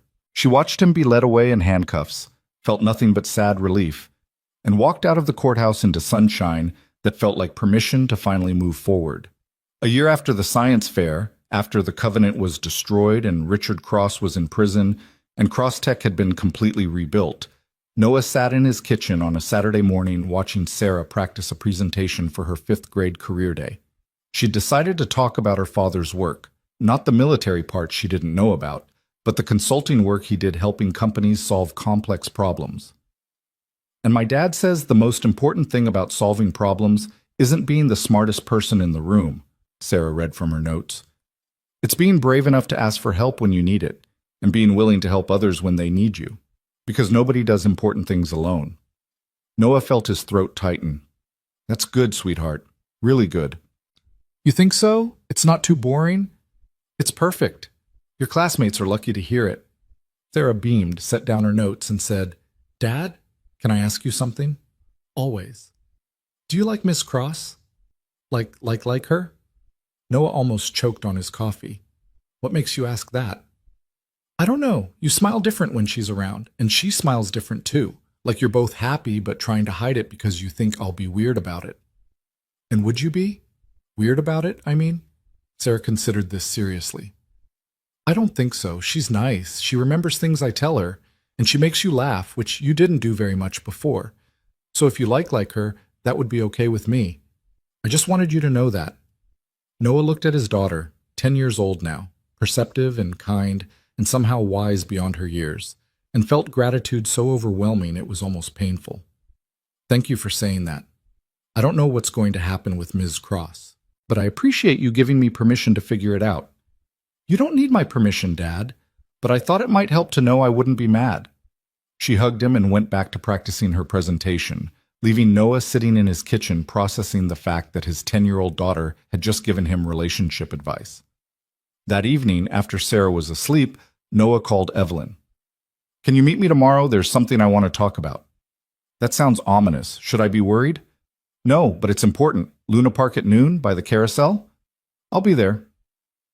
They met the next day in the weak December sunlight, the park mostly empty except for joggers and a few families with young children. The carousel was still, waiting for spring crowds. Noah bought them both coffee from a cart, and they walked in comfortable silence for a few minutes. "Sarah gave me permission to date you yesterday," Noah said finally, which was both mortifying and apparently necessary because I'm apparently terrible at hiding how I feel. Evelyn stopped walking. "And how do you feel?" "Terrified. Guilty. Like moving forward means betraying Melissa. Like opening myself to caring about someone again means risking the kind of loss I barely survived the first time." He met her eyes. "But also hopeful. Alive in ways I haven't been in years. Grateful that you crashed into my life and forced me to remember that hiding isn't the same as healing." "Noah, let me finish. I don't know what this is between us. I don't know if it's friendship or something more or just two people who've been through battles together and are still figuring out what peace looks like. But I know I care about you. I know Sarah cares about you. And I know that Melissa would want me to be happy again, even if figuring out how to be happy feels impossible most days." Evelyn was quiet for a long moment. Then she said, "I care about you too. About both of you. You changed my entire life, Noah. You showed me that everything I thought mattered was hollow. That real strength is presence and real power is choosing vulnerability. I'm a different person because of you. A better person, I hope." "You are. Demonstrably better. But I'm also terrified. I've spent my entire adult life avoiding real connection because connection meant losing control. And with you, I can't maintain that distance. You see through every defense I've built. You call me on every excuse I make. Being around you means being exposed in ways I've never allowed. And that's terrifying. So we're both terrified. Good foundation for a relationship." She laughed despite herself. "Is that what we're calling this? A relationship? I don't know what else to call two people who are clearly moving toward something but too scared to name it. How about we call it an experiment? We try spending time together intentionally instead of just defaulting to friendship. We see if what we feel is real or just trauma bonding. We go slowly, and we're honest with each other and with Sarah. And if it doesn't work, we stay friends because that matters more than forcing something that isn't ready." "An experiment. I can work with that." Noah extended his hand. "Partners in this too?" Evelyn shook it, then pulled him into a hug that felt different from the ones before. More intentional, more possibility than gratitude. When she pulled back, she was smiling in the way Sarah had described, trying to hide happiness and failing completely. "Just so you know," she said, "I'm probably going to be terrible at this. I don't know how to date like a normal person. I don't know how to not turn everything into a negotiation or a strategy. Then it's a good thing I'm not normal either. We'll figure it out together, slowly, with lots of mistakes and probably some spectacularly awkward moments. Sounds perfect." They walked back through the park, hand in hand, neither commenting on the shift, but both feeling it. Something fragile and new and worth protecting. The months that followed weren't fairy tale perfect. They were messy and complicated and full of moments when both Noah and Evelyn had to consciously choose vulnerability over self-protection. There were dinners that ended in arguments about boundaries. Movie nights where Sarah watched with bemused tolerance as two adults tried to figure out how to sit next to each other on a couch without overthinking it. Conversations at midnight where old grief surfaced and had to be acknowledged before they could move forward. But there were also moments of unexpected joy. Evelyn helping Sarah build an even more elaborate volcano for the 6th grade science fair. Noah teaching Evelyn basic self-defense because she'd admitted she'd never felt physically safe in her own strength. The three of them taking a weekend trip to the coast where Sarah collected shells and Noah and Evelyn walked on the beach talking about nothing important and everything that mattered. 2 years after the science fair, Crosstech launched a new initiative focused on developing technology for nonprofit organizations at cost. Evelyn announced it at a press conference, explaining that the company she'd fought to save would now focus on doing work that actually improved lives rather than just generating profit. The business press called it naive. Her board called it visionary. The employees called it exactly what they'd been hoping for.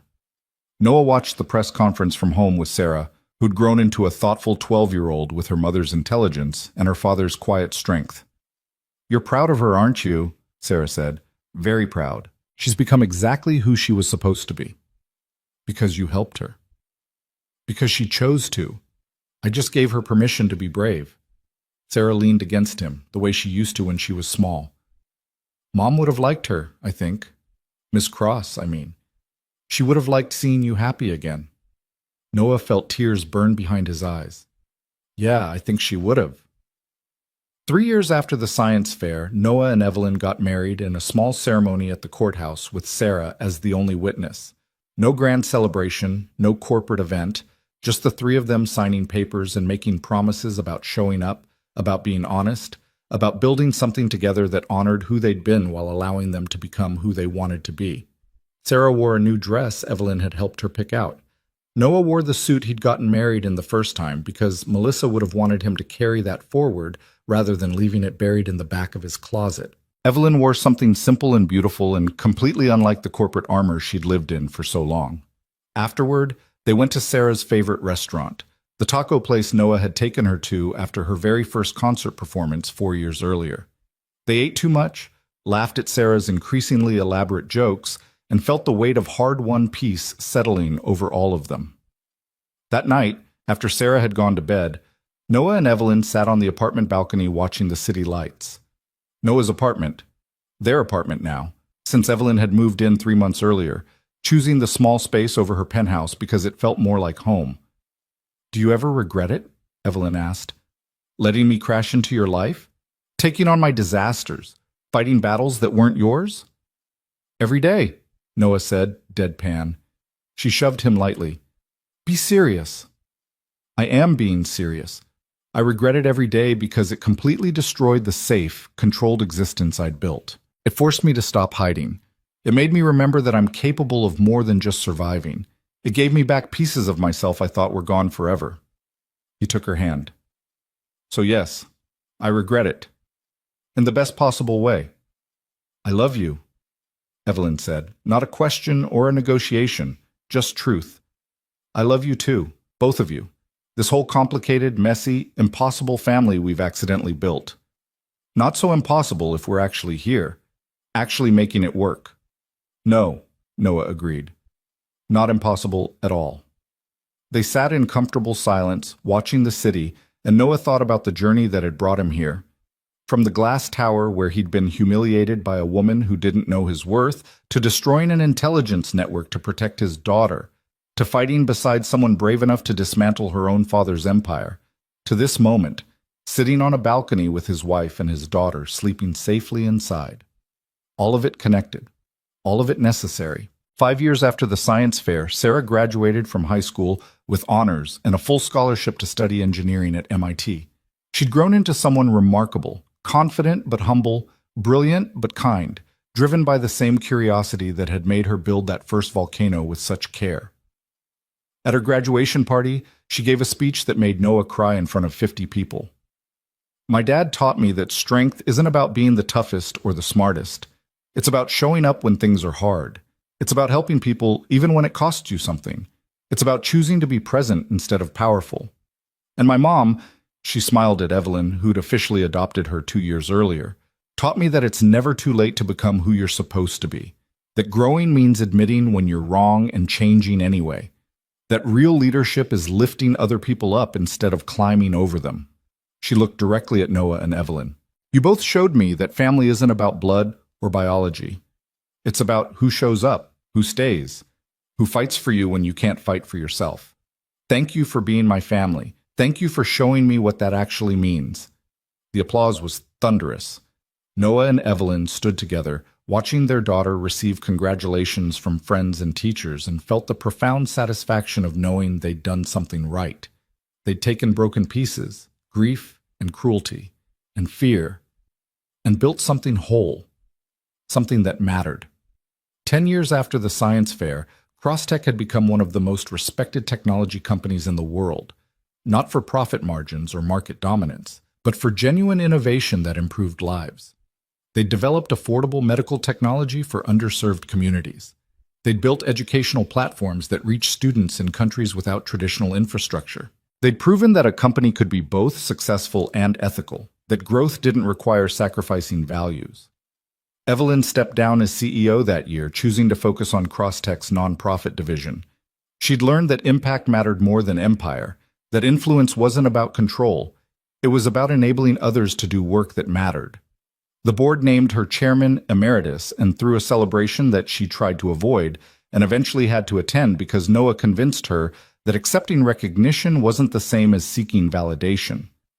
At the celebration, Marcus, now CEO himself, gave a speech about transformation, about how Evelyn had rebuilt not just a company, but an entire philosophy of leadership, about how her willingness to admit mistakes and change had inspired an entire generation of entrepreneurs to do the same. But the speech Noah remembered most was Evelyn's own, short, unscripted, delivered with the quiet confidence of someone who'd fought every demon and survived.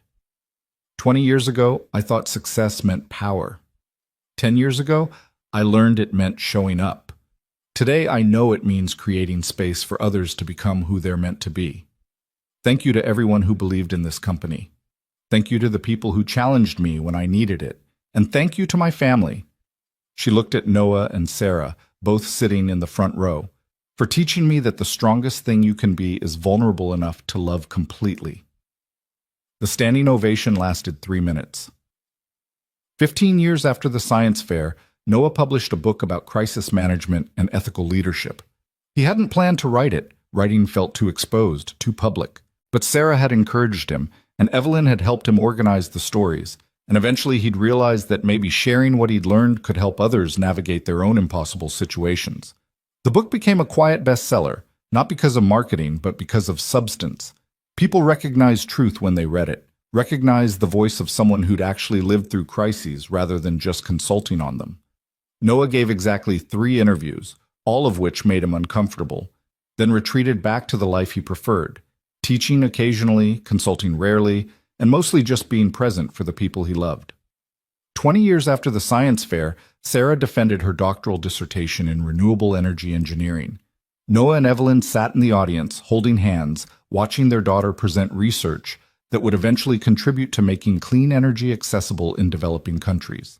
She'd become exactly who she was supposed to be, not because they'd pushed her toward any particular path, but because they'd given her space to discover what mattered to her.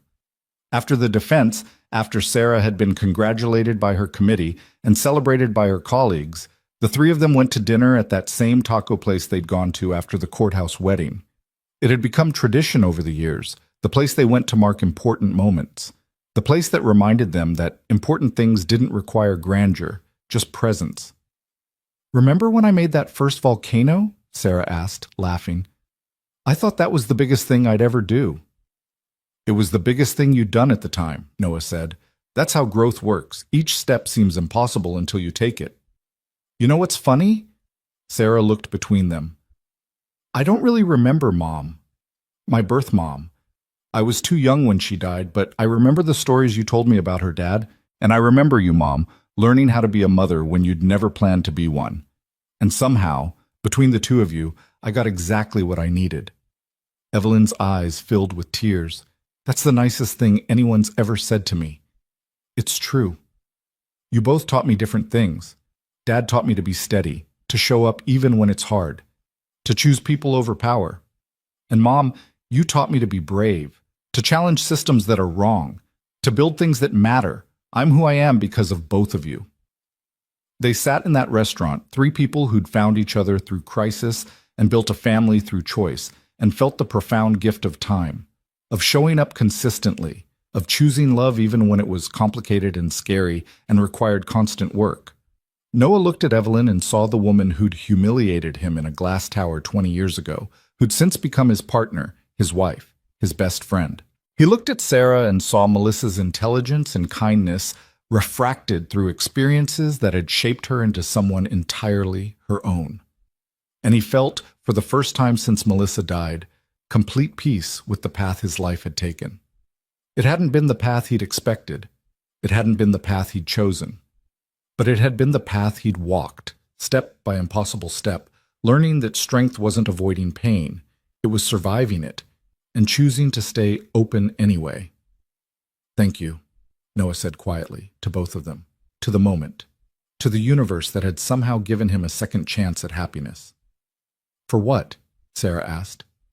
For showing me that life doesn't end with loss. It just changes shape. And if you're brave enough to let it, it can change into something beautiful. Evelyn squeezed his hand.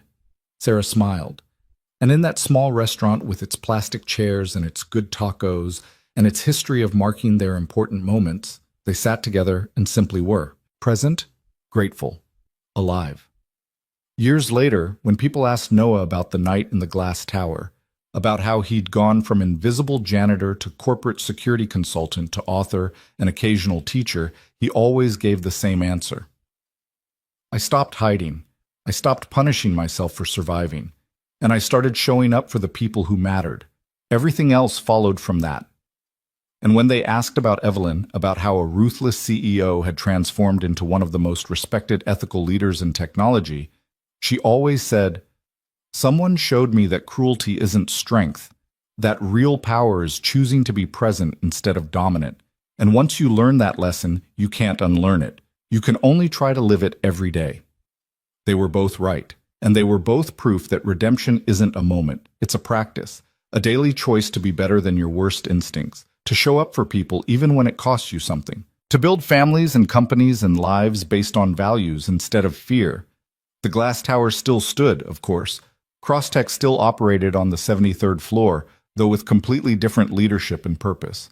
Sometimes Noah walked past it, remembered the man he'd been then, invisible, diminished, hiding from his own capabilities, and felt gratitude for the woman who'd accidentally set him free by trying to humiliate him. Because without that moment, without that public cruelty, he never would have walked away, never would have come back, never would have fought battles that reminded him who he actually was beneath the grief and the penance and the fear. Sometimes the path to healing starts with being shattered. Sometimes you have to be broken before you can choose to rebuild yourself differently.